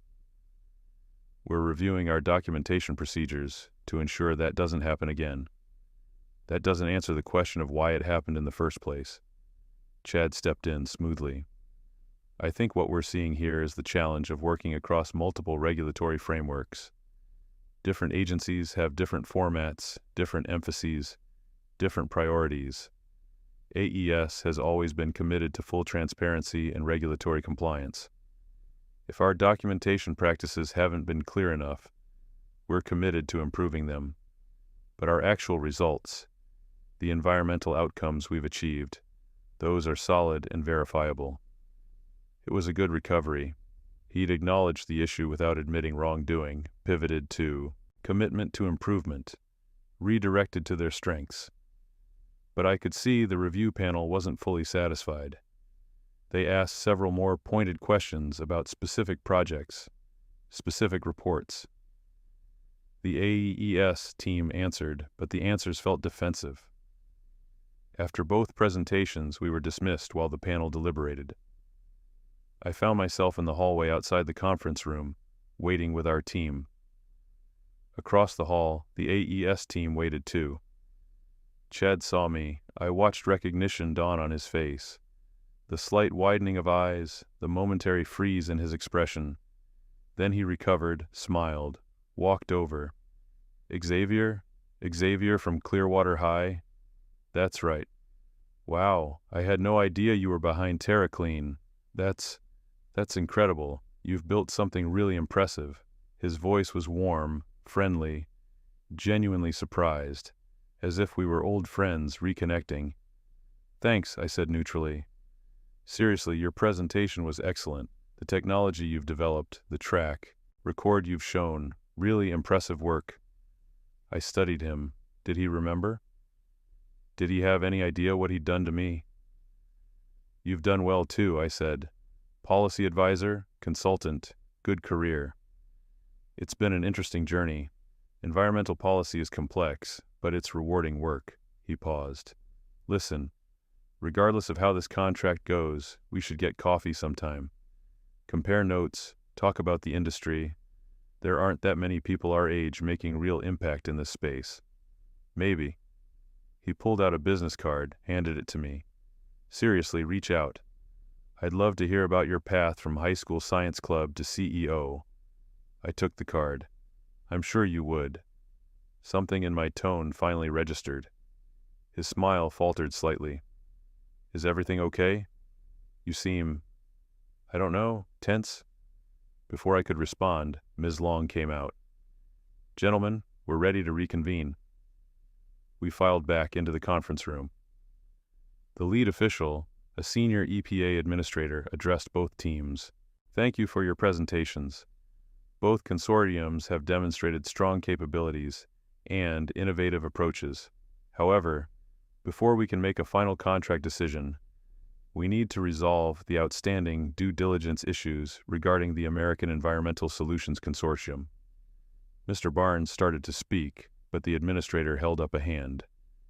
We're not making accusations, but we have an obligation to ensure that any contractor we work with has maintained complete integrity in their reporting and documentation. The discrepancies we've identified require thorough investigation. That investigation will take approximately 6 to 8 weeks. In the meantime, Ms. Campbell added, looking directly at the AES team, we'll need access to all original documentation from the projects in question, not summaries, not presentations, the raw data, the original reports submitted to regulatory agencies, correspondence with those agencies, internal documents showing how those reports were prepared. It was a comprehensive document request, the kind that would expose everything. Chad's face had gone carefully neutral, professional, but I could see tension in his jaw. The meeting ended shortly after. As we left the building, Corey pulled me aside. "Did you see their faces when Campbell asked for the raw documentation?" "Yeah. They're in trouble, real trouble. If they've been playing games with their reporting, this investigation will find it." I should have felt triumph. Instead, I felt something colder, more calculating. "We need to be prepared," I said. "If AES gets disqualified, the contract likely comes to us by default, but we can't count on that. We need to continue as if this is still a real competition." Over the next 6 weeks, we waited. We continued operations, continued pursuing other contracts, continued business as usual. But I was watching. I tracked news about AES. I monitored industry forums. I stayed in touch with government contacts. What I learned was damning. The EPA's investigation had uncovered what I'd suspected: years of strategic misrepresentation. AES had been presenting different versions of their project results depending on the audience. To regulators, they minimized costs and emphasized compliance. To clients, they maximized results and emphasized innovation. To investors, they did both. None of it was outright false, but cumulatively, it created a misleading picture of their capabilities and track record. More concerning, they'd done some of this on government contracts. They'd reported meeting cleanup standards to the government, while knowing those standards hadn't been fully met. They'd claimed cost savings that included accounting tricks rather than actual efficiency. It was fraud. Careful, sophisticated fraud, but fraud nonetheless. And Chad had been involved. As their policy consultant, he'd helped prepare documentation for government submissions. He'd written portions of their proposal. He'd vouched for their integrity. Whether he'd known about the misrepresentation wasn't clear, but he'd been part of the team that created it. On June 28th, the announcement came. American Environmental Solutions had been disqualified from the Brownfield Transformation Initiative contract competition. The EPA's statement was carefully worded but damning. Following comprehensive review of submitted documentation, the Environmental Protection Agency has determined that American Environmental Solutions Consortium failed to meet the integrity and accuracy standards required for federal contractors. Specifically, material discrepancies were found between representations made in their bid proposal and verified outcomes of past projects. This disqualification is effective immediately. The contract was awarded to TerraClean Solutions and our consortium partners. $2 billion in funding over 5 years. The largest environmental remediation contract of the decade. We'd won. The announcement hit the industry like a bomb. TerraClean, a relatively small 10-year-old company, had won one of the largest environmental contracts in years. Meanwhile, AES, a much larger, more established firm, had been disqualified for integrity violations. The press coverage was extensive. Environmental publications, business journals, even mainstream news picked up the story. The narrative was compelling. Innovative upstart defeats corporate giant, which gets caught cutting corners. Our phones didn't stop ringing. Congratulations from partners, clients, industry contacts. Interview requests from journalists. Inquiries from other companies wanting to work with us. I did a few interviews, keeping my responses professional and focused on the work. We're honored by the EPA's confidence in our approach. This contract represents an opportunity to demonstrate that effective environmental remediation can be both innovative and cost-effective at scale. I didn't mention AES's disqualification unless asked. Directly, and when asked, I declined to comment. That's between AES and the EPA. We're focused on our own work and delivering results for the American people. It was the right response. Gracious in victory, focused on the future, not gloating, but inside, I was calculating. The contract award was just the beginning. Implementation would take years. We'd need to scale our operations dramatically, hire dozens of new employees, open new regional offices, develop new partnerships. It was what I'd been building toward for a decade. Everything I'd worked for, validated at the highest level. My parents called, ecstatic. "We're so proud of you," my mom said, tears in her voice. "You've accomplished something extraordinary." "Thanks, Mom. Will you come home to visit? We'd love to celebrate with you." "Soon. Things are crazy right now, but soon." I didn't visit. I was too busy managing the contract startup, too focused on execution. Vivian, our original investor, called to congratulate me. I knew you had drive, but this exceeds even my expectations. That 20% equity I bought for $120,000 is worth about $50 million now. Best investment I ever made. We're not done yet. No, you're not. But Xavier, take a moment to appreciate what you've built. You've earned it. Had I? Yes, in terms of work, sacrifice, relentless focus. But earned it in what sense? I'd built TerraClean partly out of genuine passion for environmental work, but partly, maybe mostly, out of anger and the need to prove something. Was that earning it, or was that just redirected rage? I pushed those thoughts aside. There was too much work to do. The investigation into AES continued beyond the contract disqualification.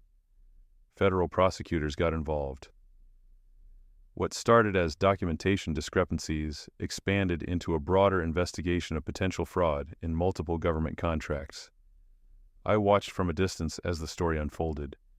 AES's CEO resigned. The company faced multiple lawsuits from clients who felt misled. Their stock price collapsed, and Chad became a liability to them. In July, AES released a statement that Chad Adams's consulting contract had been mutually terminated. The statement emphasized that the integrity issues predated his involvement, that he'd been brought on recently for policy expertise, that there was no indication of any wrongdoing on his part. But the association was damaging. His name appeared in articles about the scandal. His role in preparing documentation was mentioned in investigative pieces. His reputation, carefully built over a decade, was now linked to fraud and corruption. I imagined how that must feel. To have your integrity questioned. To have work you'd done called into doubt. To see your reputation undermined by association with others' wrongdoing. It must feel terrible. I felt nothing about his pain. Just cold satisfaction that he was experiencing a fraction of what he'd put me through. In August, I received a message through LinkedIn from Chad. "Xavier, I know we didn't get a chance to really talk after the contract decision. I wanted to reach out personally to congratulate you. Your success is well-deserved, and TerraClean is doing important work.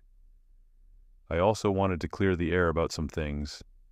I've become aware through mutual industry contacts that there might be some confusion or hard feelings from our high school days. I'd really like to talk, explain my perspective from back then, and see if we can move forward with mutual respect. I'm in Philadelphia next week if you'd be willing to meet for coffee. No agenda, just two people who've both committed their careers to environmental work, trying to understand each other. Let me know. Chad." I stared at the message for a long time. He wanted to clear the air, to explain his perspective, to achieve mutual respect. Translation: he'd realized who I was, understood that I might hold grudges, and wanted to neutralize any potential threat I represented. Or maybe, and this was almost worse, he genuinely didn't remember what he'd done. Maybe it was such a minor incident in his life that it had faded to nothing. Maybe he'd convinced himself that he'd acted appropriately, that questioning my work had been his ethical responsibility. I drafted 3 different responses before deciding on the right approach. "Chad, thank you for reaching out. I appreciate the congratulations. Regarding high school, I remember those events very clearly, and I've thought about them often over the years. They significantly shaped my path. I'm not interested in revisiting them or discussing perspectives.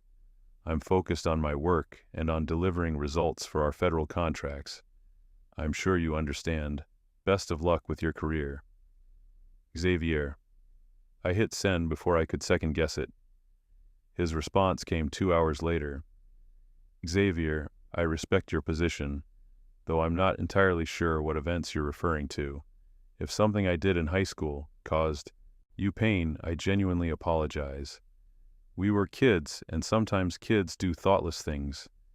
If there's any way to make amends, or at least understand what happened from your perspective, I'm open to it. But I understand if you'd rather leave the past in the past. Take care. Chad. I'm not entirely sure what events you're referring to. That line stayed with me. He either truly didn't remember, which meant destroying my academic reputation and future had been so insignificant to him that it left no trace, or he was pretending not to remember, which meant he knew exactly what he'd done and was trying to manipulate me into accepting his false ignorance. I didn't respond. September brought the formal contract kickoff. TerraClean and our consortium partners met with EPA officials, Department of Energy representatives, and congressional staffers for a multi-day planning session. We went over timelines, protocols, reporting requirements, accountability structures. It was intensive, comprehensive, and exactly the kind of rigorous oversight I appreciated. Everything would be documented, verified, transparent. No one could question this work. Not with this level of scrutiny. During one of the breaks, I found myself talking with Ms. Campbell, the EPA official who'd asked the hard questions during our presentation. I wanted to tell you, she said, that your documentation throughout the review process was exemplary. Clear, comprehensive, transparent. It made our job much easier. That's important to me. I want everything we do to be bulletproof. It shows, and honestly, it was refreshing after dealing with AES's mess. She shook her head. The sad thing is, they did some genuinely good work over the years. But they got sloppy with their reporting, started cutting corners on documentation. Once you start down that path, it's hard to stop. Was Chad Adams involved in the fraudulent reporting? I asked, trying to sound casual. She hesitated. We can't discuss specifics of ongoing investigations, but generally speaking, the issues we found went back years, long before Adams joined as a consultant. His involvement was primarily in preparing the bid proposal and some recent project documentation. We didn't find evidence that he knew about the historical issues, but he worked on documentation that was later found to be misleading. Some of it, yes, though it's not clear whether he knew it was misleading or just didn't verify claims that his colleagues made. She looked at me curiously. Why do you ask? Do you know him? We went to high school together. Ah, small world, she paused. For what it's worth, from what we could tell, he was probably more careless than malicious. He trusted information he was given without verifying it thoroughly. That's not fraud, but it's not great professional practice either. Careless, not malicious, just trusted the wrong people without verifying. The irony was perfect. October brought Chad's next career move. He announced on LinkedIn that he was running for state representative in our home district in Pennsylvania. The seat was open, the incumbent was retiring, and Chad positioned himself as a fresh voice in environmental policy. His campaign launch was polished. Professional videos, strong messaging, emphasis on environmental protection and economic development.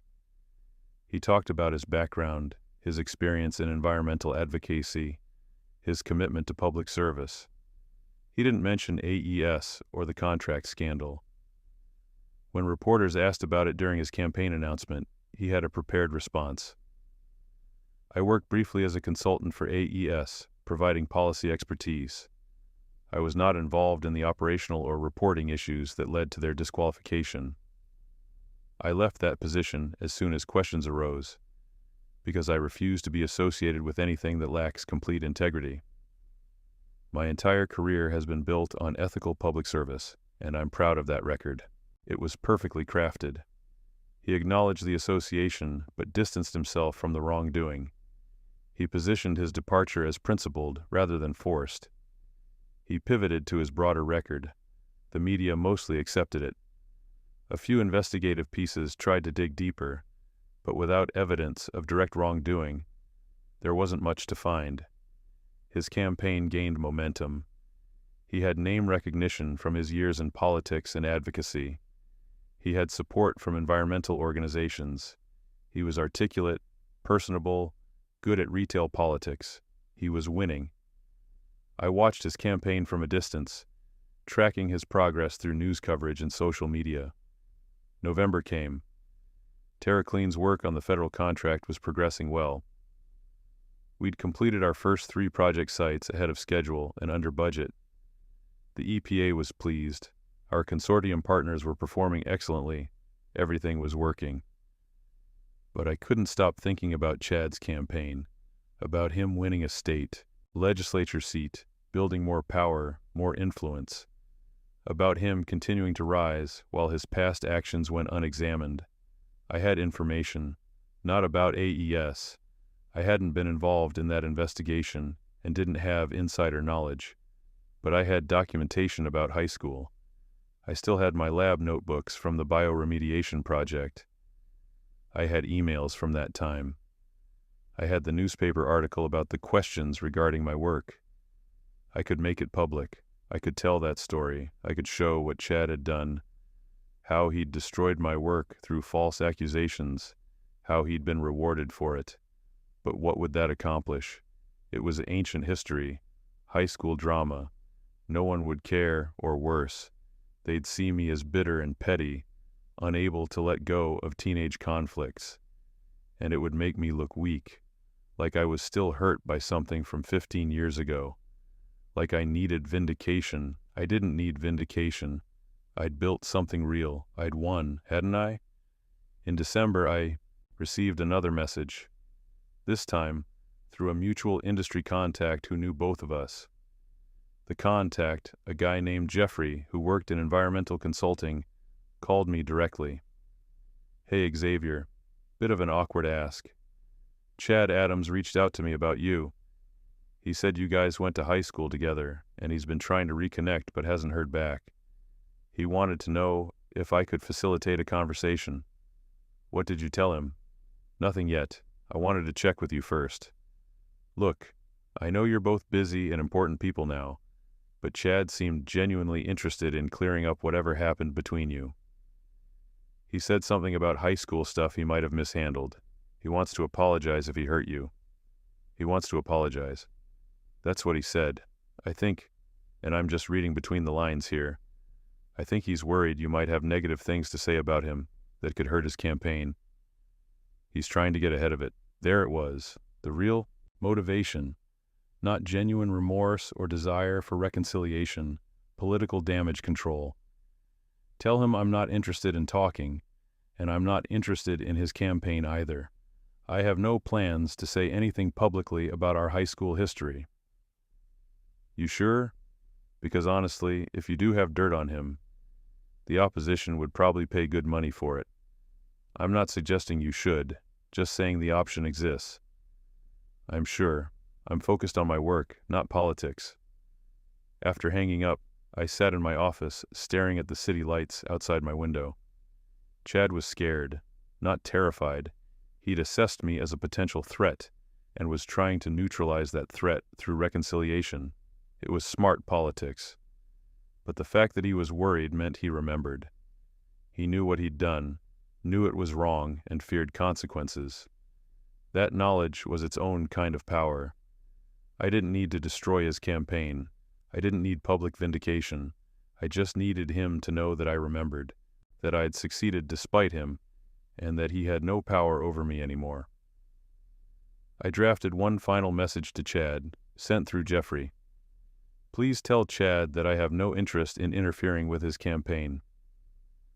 What happened in high school is between him and his conscience. I've moved on to more important work. I wish him well." The message was perfect. magnanimous on the surface, but with just enough edge between him and his conscience to let him know that I remembered, I knew, and I'd chosen not to act on it. It would haunt him more than any public accusation. Jeffrey delivered the message. I never heard from Chad directly again. January brought Chad's election victory. He won the state representative race with 54% of the vote, a solid margin. His victory speech emphasized environmental protection, economic opportunity, and ethical governance. I watched clips of it online. He looked genuinely happy, vindicated, ready to serve. Meanwhile, Terra Clean continued to grow. By spring, we had completed 15 project sites under the federal contract. Every single one had been delivered on time, under budget, with results exceeding environmental standards. Our reputation was impeccable. We were being held up as a model for how government contracting should work. Innovative private sector solutions delivering public value efficiently and transparently. I was invited to testify before a congressional committee about environmental remediation best practices. I presented our work, explained our approach, answered questions from representatives.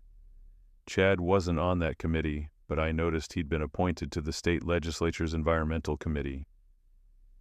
He was already making a name for himself, proposing innovative environmental legislation, building alliances.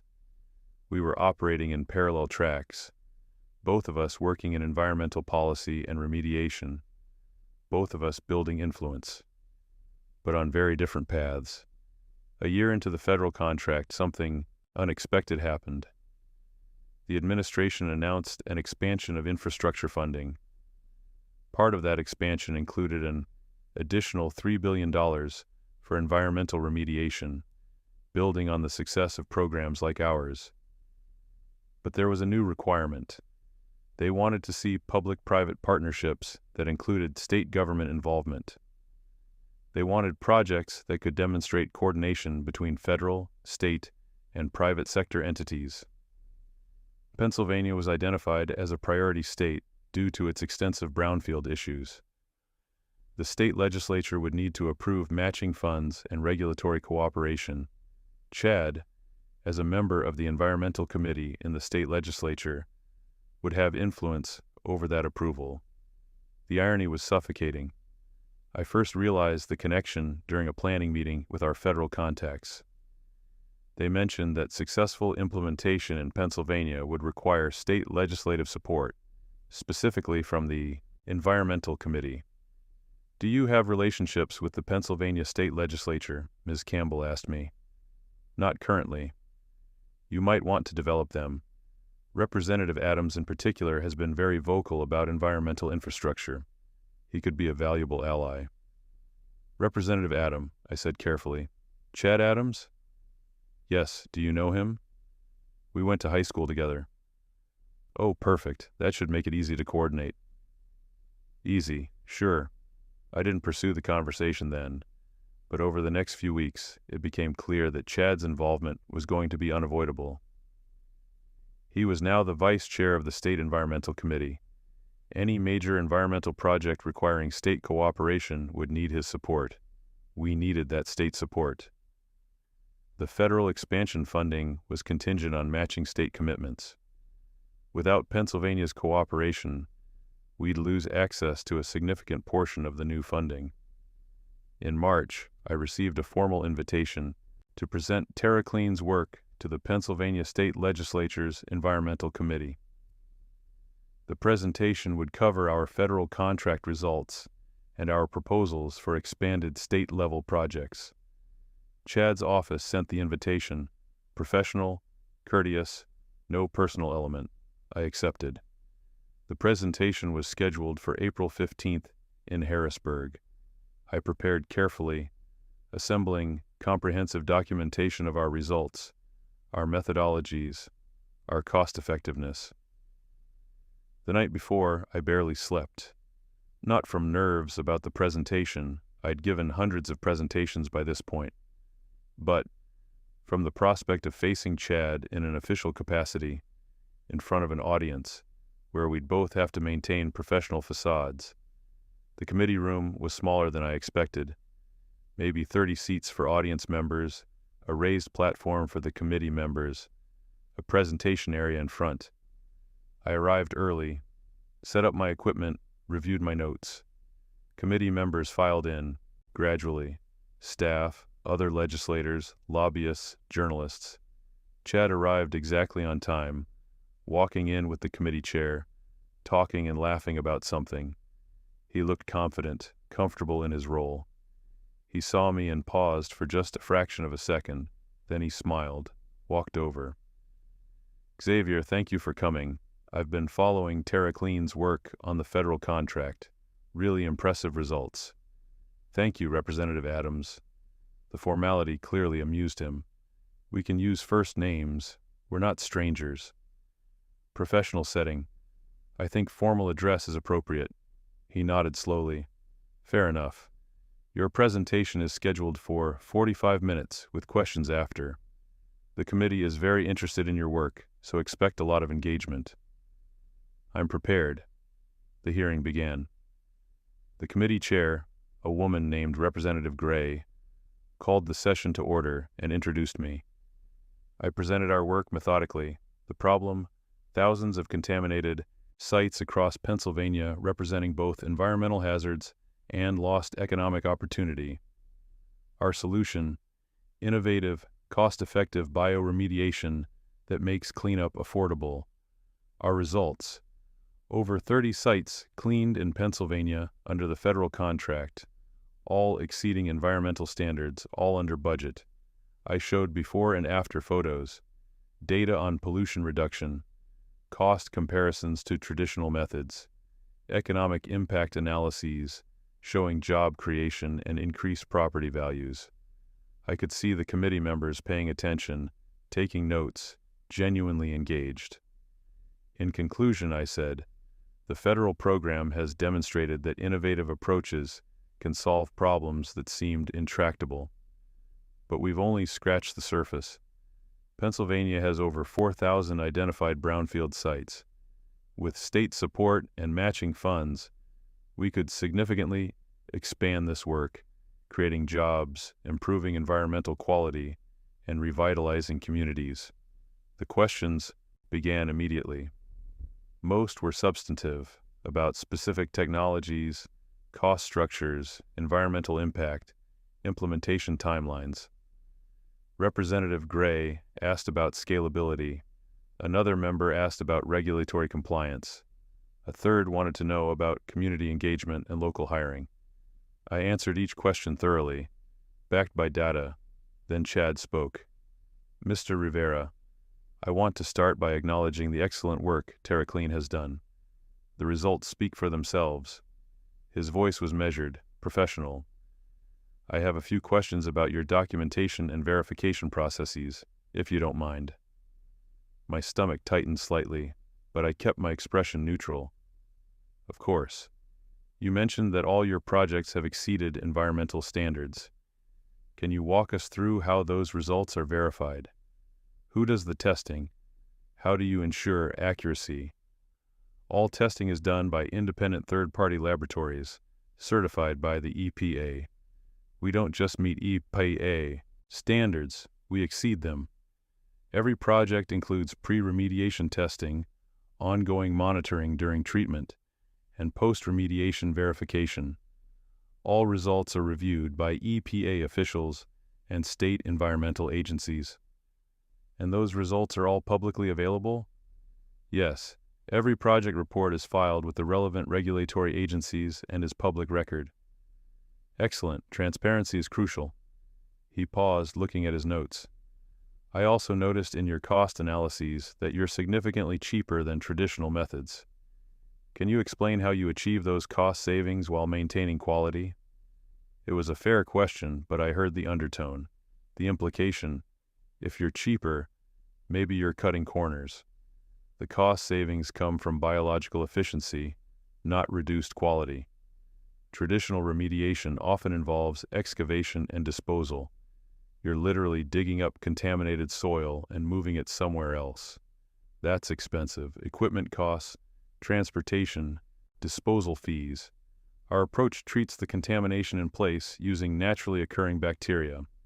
We're not moving tons of soil. We're letting biology do the work. That's fundamentally cheaper while being just as effective, often more effective.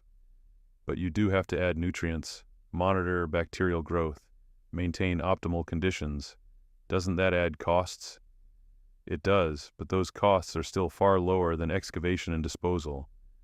We've documented this across hundreds of projects now. The data is clear. Chad nodded thoughtfully. I appreciate that explanation, and I want to be clear. I'm not questioning your results or your integrity. I just think it's important that this committee understand exactly how new technologies work before we commit state funds. There it was. Perfectly reasonable on the surface. Just doing his due diligence, asking appropriate questions. But I heard what he wasn't saying.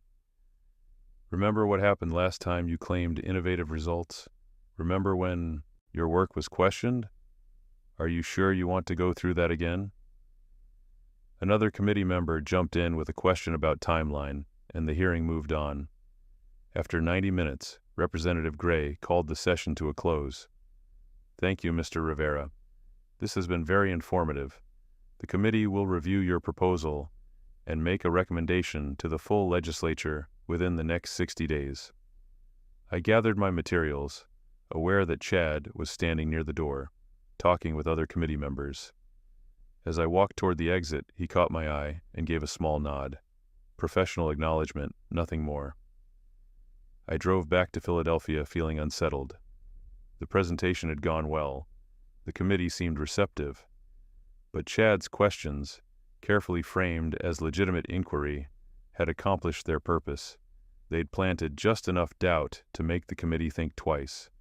Not doubt about my results, those were too well documented, but doubt about whether they wanted to tie themselves politically to someone with any potential controversy in their history.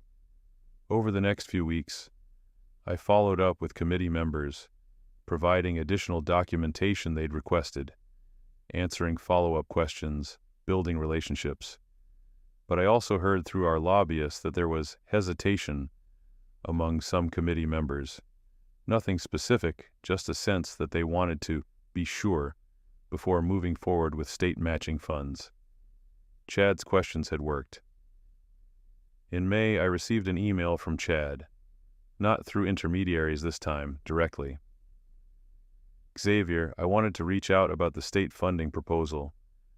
I've been reviewing it carefully, and I think there's real potential for a strong public-private partnership here. However, I've heard some concerns from colleagues about ensuring proper oversight and accountability. I'm wondering if we could meet informally to discuss how we might structure the state involvement to address those concerns. I want to be supportive of this work, but I need to make sure my colleagues are comfortable with the arrangement. Let me know if you're open to a conversation. Chad. I read it several times, parsing the real message beneath the diplomatic language. Translation. I can help you or hurt you. Meet with me, or I'll continue raising concerns that will kill your state funding. It was manipulation disguised as cooperation. He was using his political position as leverage, forcing me into contact, into a position where I'd need to ask for his support. It was brilliant, really. He'd turned the tables completely. I had the technical success, the federal contract, the proven results, but he had political power, and in this context, that mattered more. I called Damon. What happens if we don't get the state matching funds? We lose access to about $400 million in federal expansion funding for Pennsylvania projects.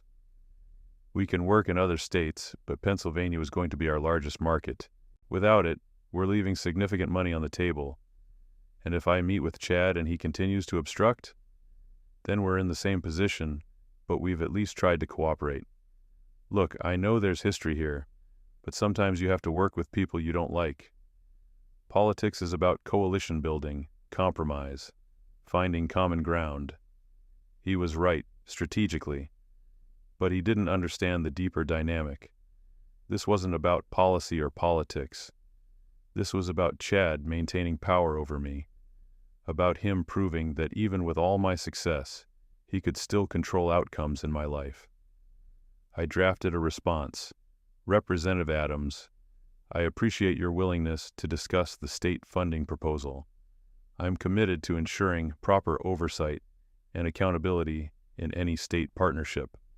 However, I believe these discussions should involve all relevant committee members and should be conducted in official committee settings, not in formal meetings.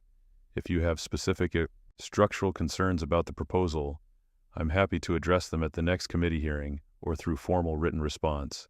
Let me know what format would be most appropriate. Xavier Rivera. It was professionally appropriate while being a clear refusal to meet with him privately. I was forcing everything to stay official, documented, public. His response came quickly. Xavier, I understand your preference for formal settings. Let me be direct. Some members of our committee have questions about your background and work history that they're reluctant to raise in public settings. These aren't questions about your current work with TerraClean. Everyone acknowledges that's excellent. But there are concerns about past situations, old questions that were raised during your academic career. I've been trying to help you navigate this by offering to discuss these concerns privately, where we might find ways to address them without creating public controversy. But if you prefer everything to be formal and on the record, that's your choice.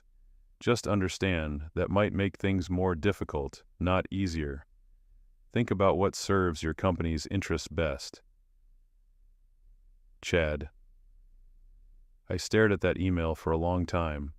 He was threatening to make my high school situation public, to resurrect the plagiarism accusations in front of the state legislature, to use his position to create exactly the kind of public controversy I'd spent 15 years avoiding, and he was doing it while pretending to be helpful, warning me about concerns from other committee members, concerns he'd probably planted himself.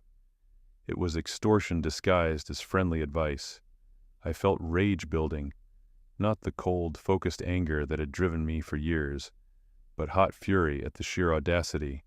He'd destroyed my academic reputation in high school. Now, 15 years later, with completely different work that was exhaustively documented and verified, he was threatening to weaponize that old accusation. Again, I wanted to fight, to expose him, to destroy him the way he'd destroyed me. But that's exactly what he wanted. He wanted me angry, reactive, emotional. That would make me look unstable, vindictive, unprofessional. I needed to be smarter.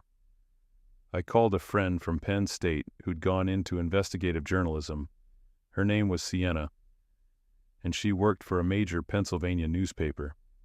Hypothetically, I said, if someone wanted to look into a state legislator's background, their work history, their previous positions, where would they start? She laughed. Xavier, when you say hypothetically, do you mean Chad Adams specifically? How did you know? Because I've been hearing rumors about his time at AES, about documentation issues, about whether he knew more than he's claimed. Several of us in investigative journalism have been looking at it, but we haven't found enough to publish. The paper trail is too clean. He separated from AES before the worst stuff came out, and there's no evidence he knew about the fraud. What about before AAES? What about his background? Like what? I hesitated. Was I really going to do this? Use a journalist to investigate Chad's past? Just general background, I said finally. I'm sure it's all fine. I'm just trying to understand who I'm dealing with politically. I can look into it, but Xavier, if you have specific information or concerns, you should tell me directly. That's how journalism works. I don't have anything specific, just instincts. After hanging up, I sat with the decision I'd just made. I'd pointed an investigative journalist toward Chad without giving her specific direction. She'd dig into his background, his career, his work. Would she find the high school incident? Maybe. It had been in the local paper, so there was a record. Would she care about something from 15 years ago? Probably not, unless it showed a pattern. but I'd set something in motion. Not directly, not provably, but effectively. I responded to Chad's email. Representative Adams, I appreciate your concern, but I'm confident that my work history speaks for itself. TerraClean's results are thoroughly documented and verified by multiple independent agencies. I have nothing to hide and no concerns about public scrutiny. If committee members have questions about my current work or my background, I'm happy to address them in appropriate forums.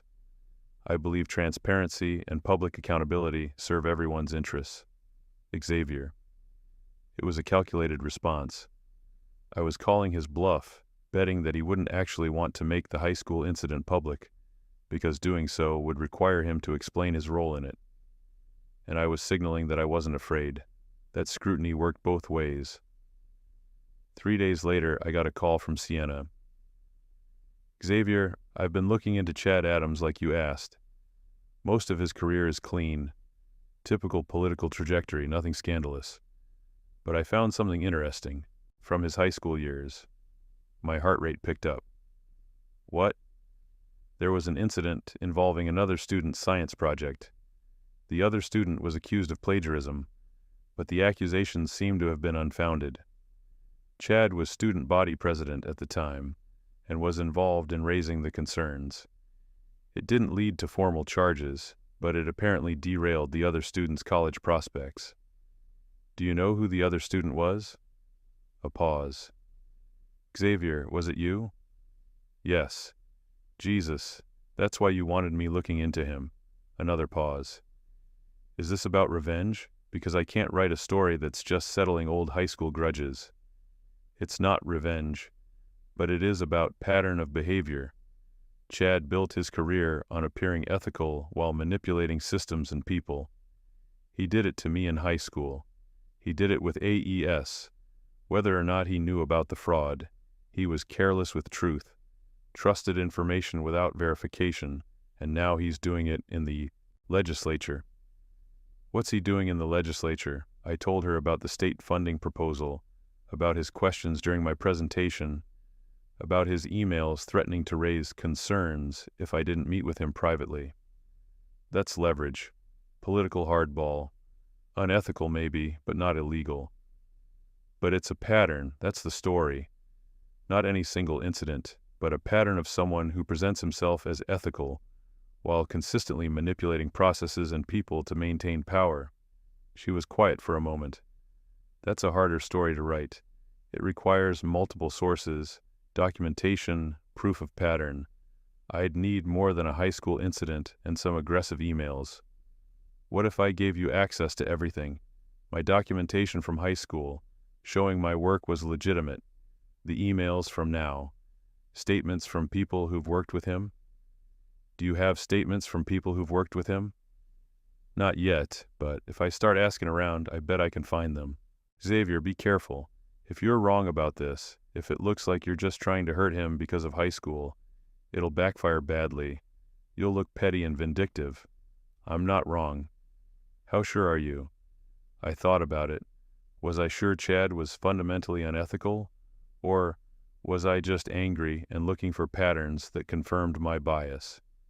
I'm sure enough to want you investigating, but I'm not asking you to write anything you can't verify independently. Do your job. Look at the evidence. If there's no story there, then there's no story. Okay, give me everything you have. I'll look into it. I sent her everything. My lab notebooks from high school, the newspaper article, my documentation showing the work was original, the emails from Chad about the state funding, names of people who'd worked with him at AES and in his political career. Then I waited.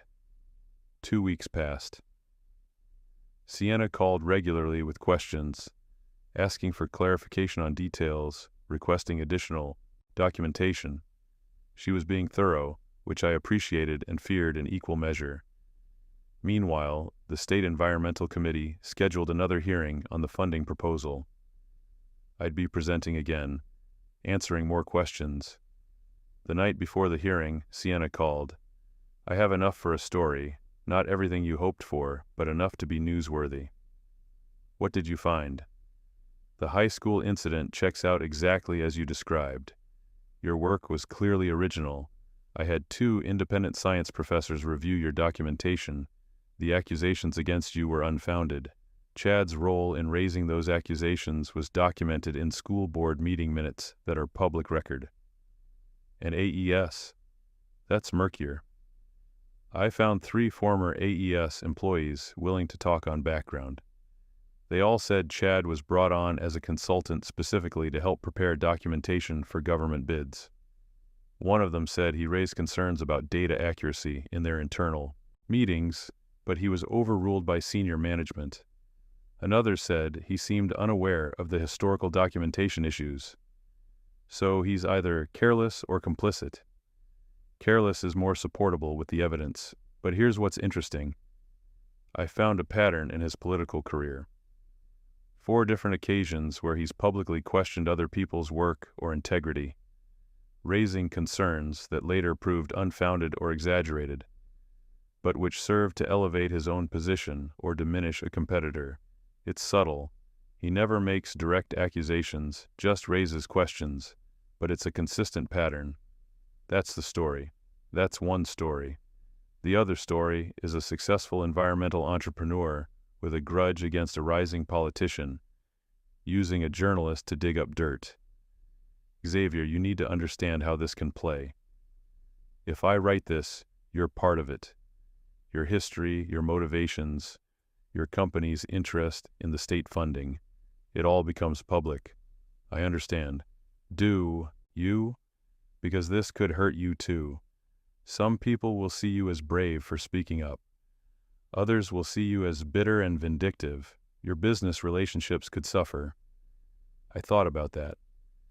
TerraClean's success had been built on reputation for quality, integrity, professionalism. Would this damage that reputation? Probably to some degree. But if I didn't act, Chad would continue using his old playbook, raising questions, creating doubt, manipulating processes, and he'd keep getting away with it because no one connected the incidents. No one saw the pattern. Write the story, I said. You're sure? I'm sure.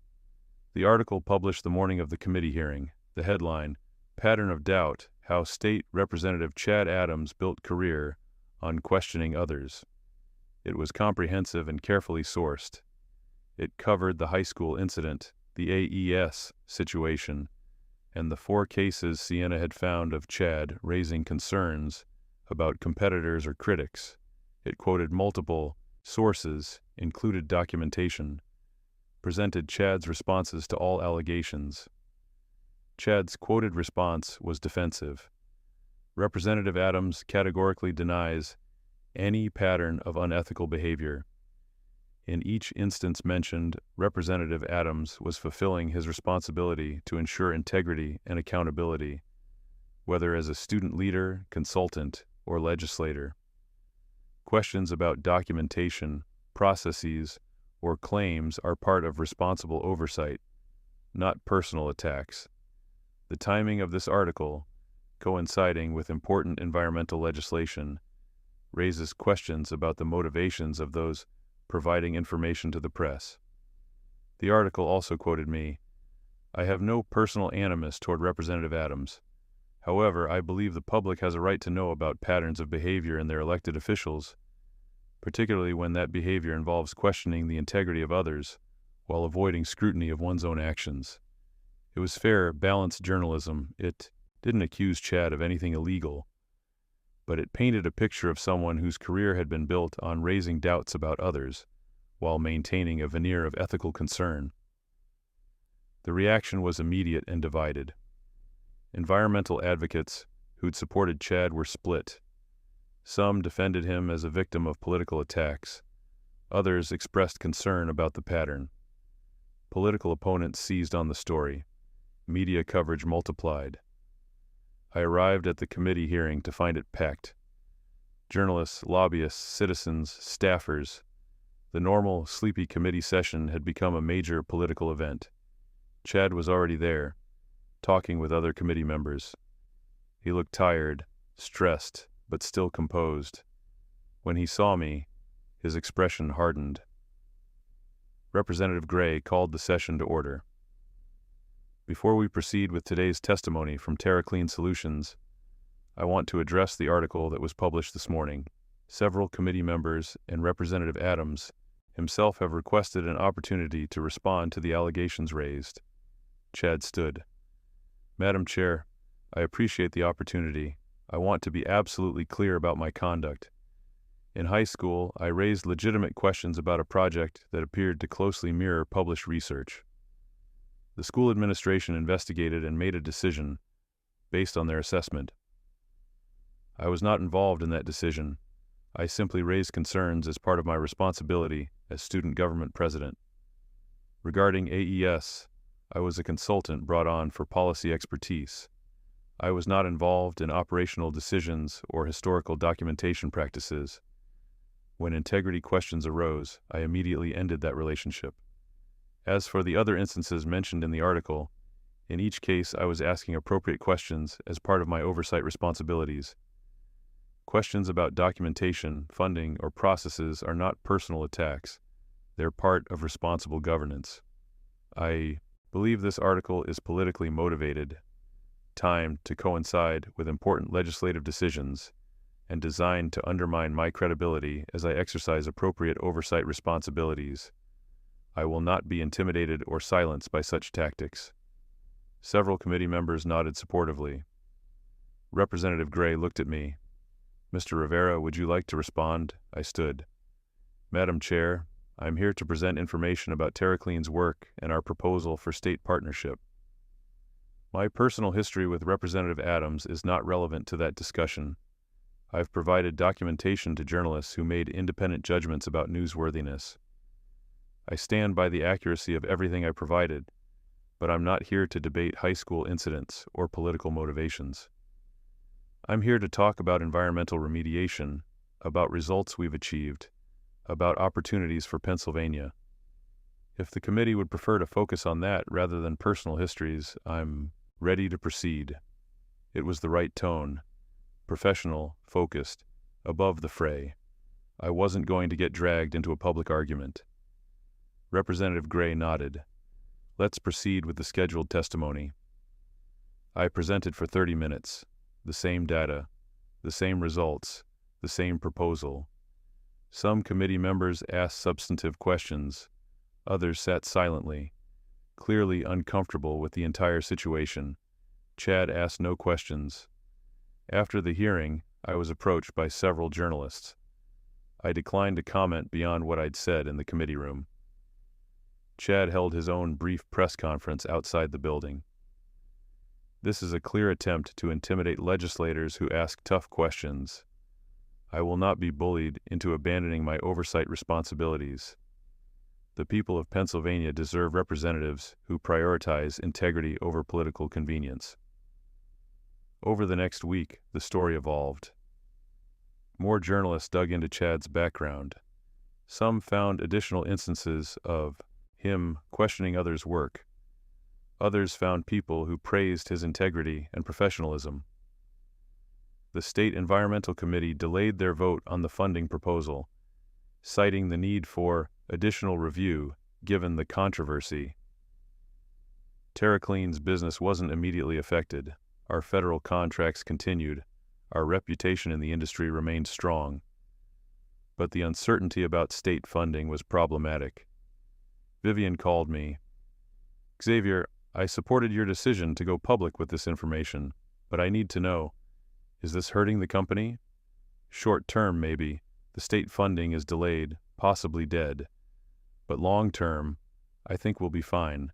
Our work stands on its own. That's not an answer. It's the only answer I have. In early June, Sienna published a follow-up article. She'd found documents from the AES investigation showing that Chad had, in fact, been involved in preparing some of the misleading documentation. Not the historical fraud, but recent reports that overstated results and understated problems. The documents showed email exchanges where Chad had suggested framing data in more favorable ways, recommending selective emphasis of positive results.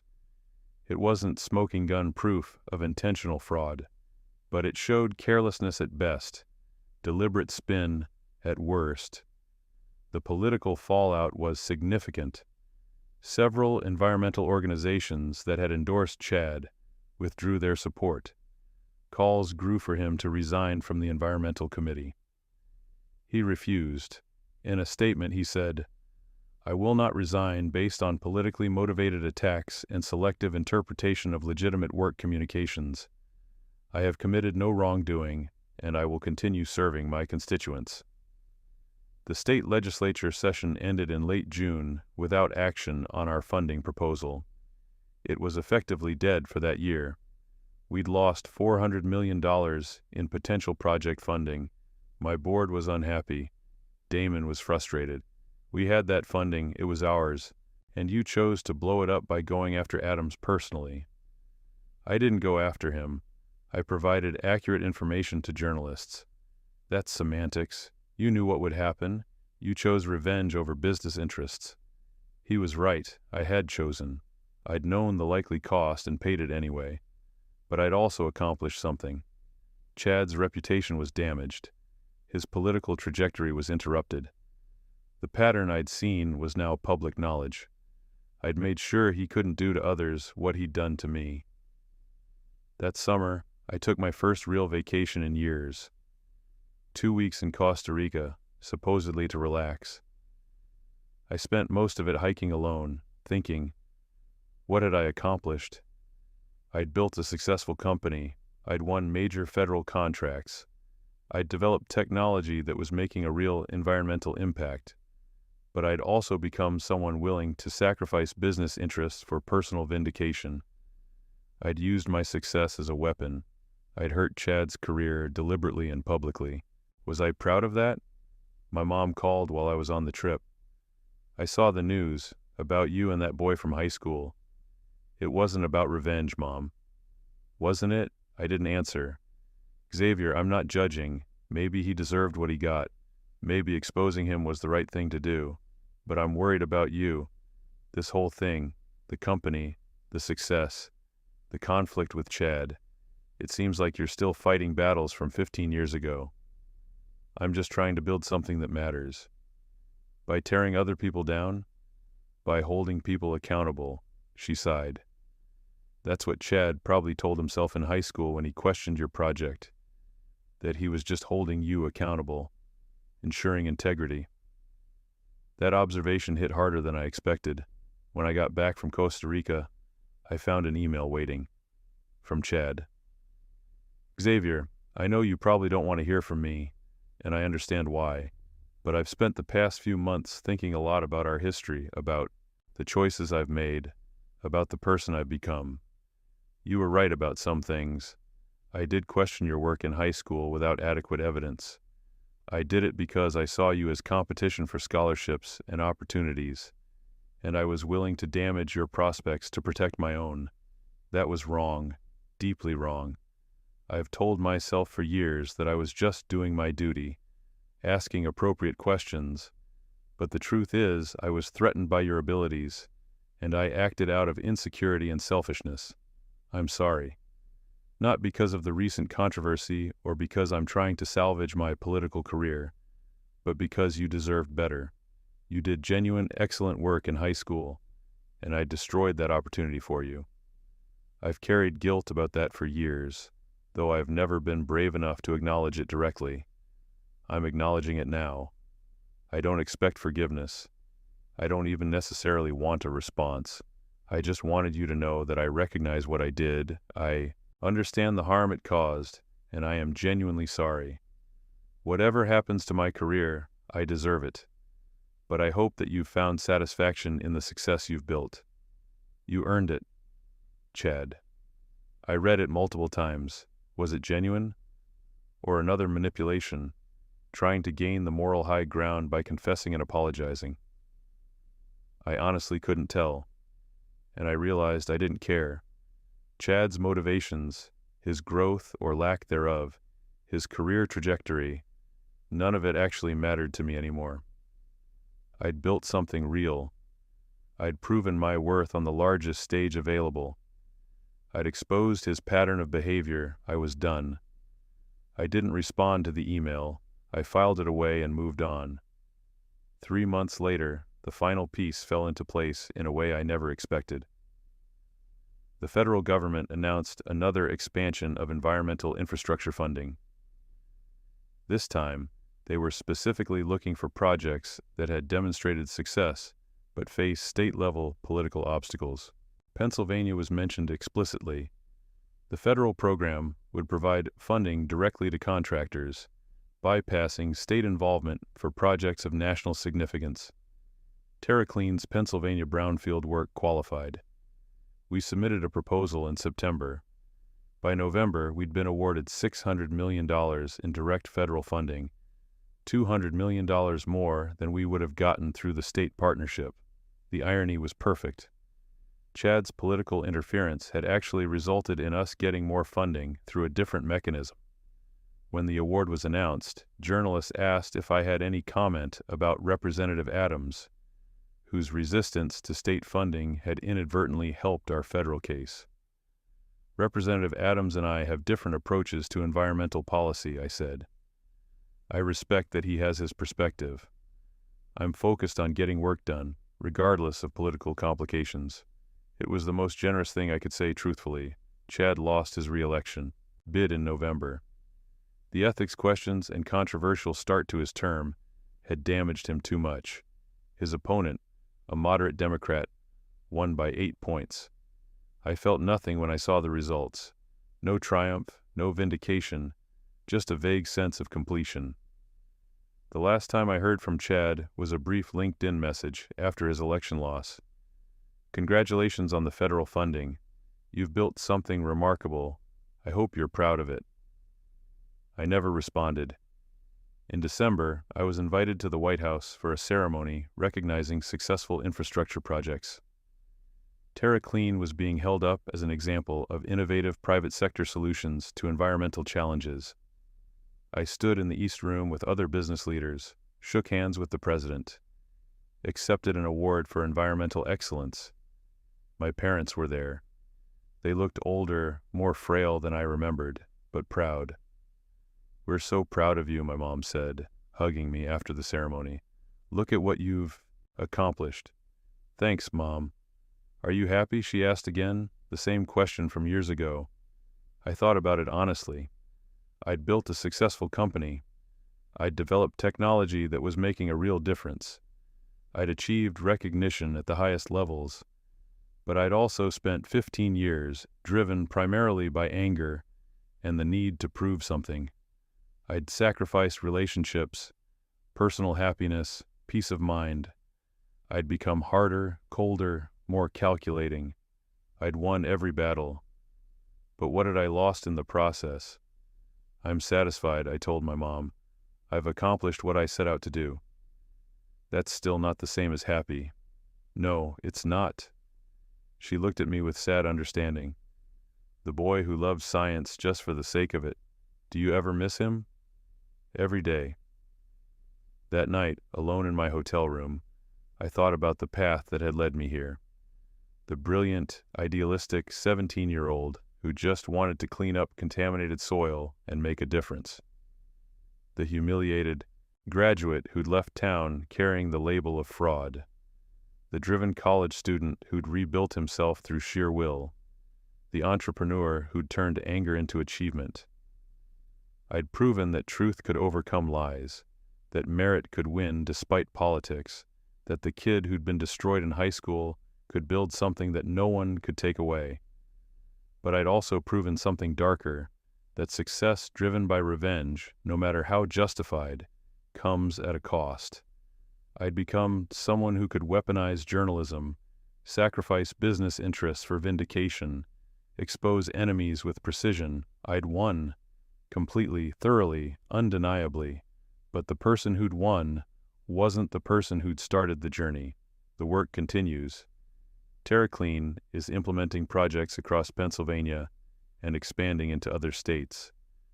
We're hiring more staff, developing new technologies, building partnerships. I show up every day. I do the work, I make decisions, I lead. But there's a hollowness at the center of it all that I can't quite name. I sometimes wonder what would have happened if Chad had never questioned my work in high school. If I'd gone to MIT or Caltech, pursued environmental engineering in the conventional way, built a career on passion for the work rather than anger at injustice, would I have been happier? Would I have accomplished less? There's no way to know. What I do know is this: I was right about the science. My high school project was original, valuable, worthy of recognition. I was right to be angry about what was done to me. I was right to fight back, to build something undeniable, to hold Chad accountable for his pattern of behavior. But I was also wrong about what revenge would feel like. I thought proving him wrong, exposing him, watching his career stumble, I thought all of that would feel satisfying, like justice served. Instead, it just feels empty. The truth I've learned is that revenge, even when completely justified, even when backed by evidence, and righteousness, doesn't heal the original wound. It doesn't give you back what was taken. It doesn't make you whole. It just makes you someone who won. And sometimes winning is enough. Sometimes it has to be. But sometimes late at night, when the awards are put away, and the contracts are signed, and the validation is complete, I think about that 17-year-old kid in the science lab, genuinely excited about bacteria that could clean polluted soil, working on the project for the pure joy of solving problems. I wonder if he'd be proud of what I became, or if he'd be sad that I had to become it. I'll never know. That kid is gone, replaced by someone harder, stronger, more successful, and fundamentally changed by the need to prove something that should never have been questioned in the first place. The work continues, the company grows, the impact increases, and I carry the weight of understanding that the greatest victory I ever achieved was also, in its own way, the greatest loss. That's the truth. No one tells you about revenge. Even when you win everything, you lose something fundamental that you can never get back. The person you were before you had to fight. I'm telling you this story not because I want sympathy or because I regret my choices. I'm telling you because I want you to understand something that took me 15 years to learn. Building your life around proving someone wrong, no matter how righteous that cause feels, changes you in ways you can't predict and can't undo. I won, completely. The contract is mine, the company is thriving, the recognition is real. But I'm 33 years old, sitting in an office I've barely decorated, in an apartment I rarely see, having achieved every professional goal I set for myself, and I feel like I'm playing a role in someone else's life. The irony is that Chad was right about one thing, all those years ago. Even though his motives were completely wrong, sometimes the most sophisticated scientific work does build very closely on what others have done. That's not plagiarism. That's how knowledge advances. But I've spent 15 years trying to prove that every single thing I do is completely, unassailably, undeniably original and mine. Because that's what happens when someone questions your integrity at 17. You spend the rest of your life building armor, and armor keeps you safe. But it also keeps you isolated. That's the real cost. Not the lost opportunities or the damaged relationships or the years of anger. The real cost is becoming someone who can't trust, can't be vulnerable, can't let anyone close enough to hurt you again. I built an empire. I destroyed my enemy. I proved every doubter wrong, and I'm completely, utterly alone. So when I say I won, I mean it. When I say it cost me everything, I mean that too. Both things are true. Both things are permanent. That's what revenge looks like when you get everything you wanted. Stories like this happen more often than we think.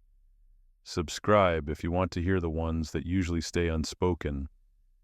And if this story made you pause, a like helps the channel grow.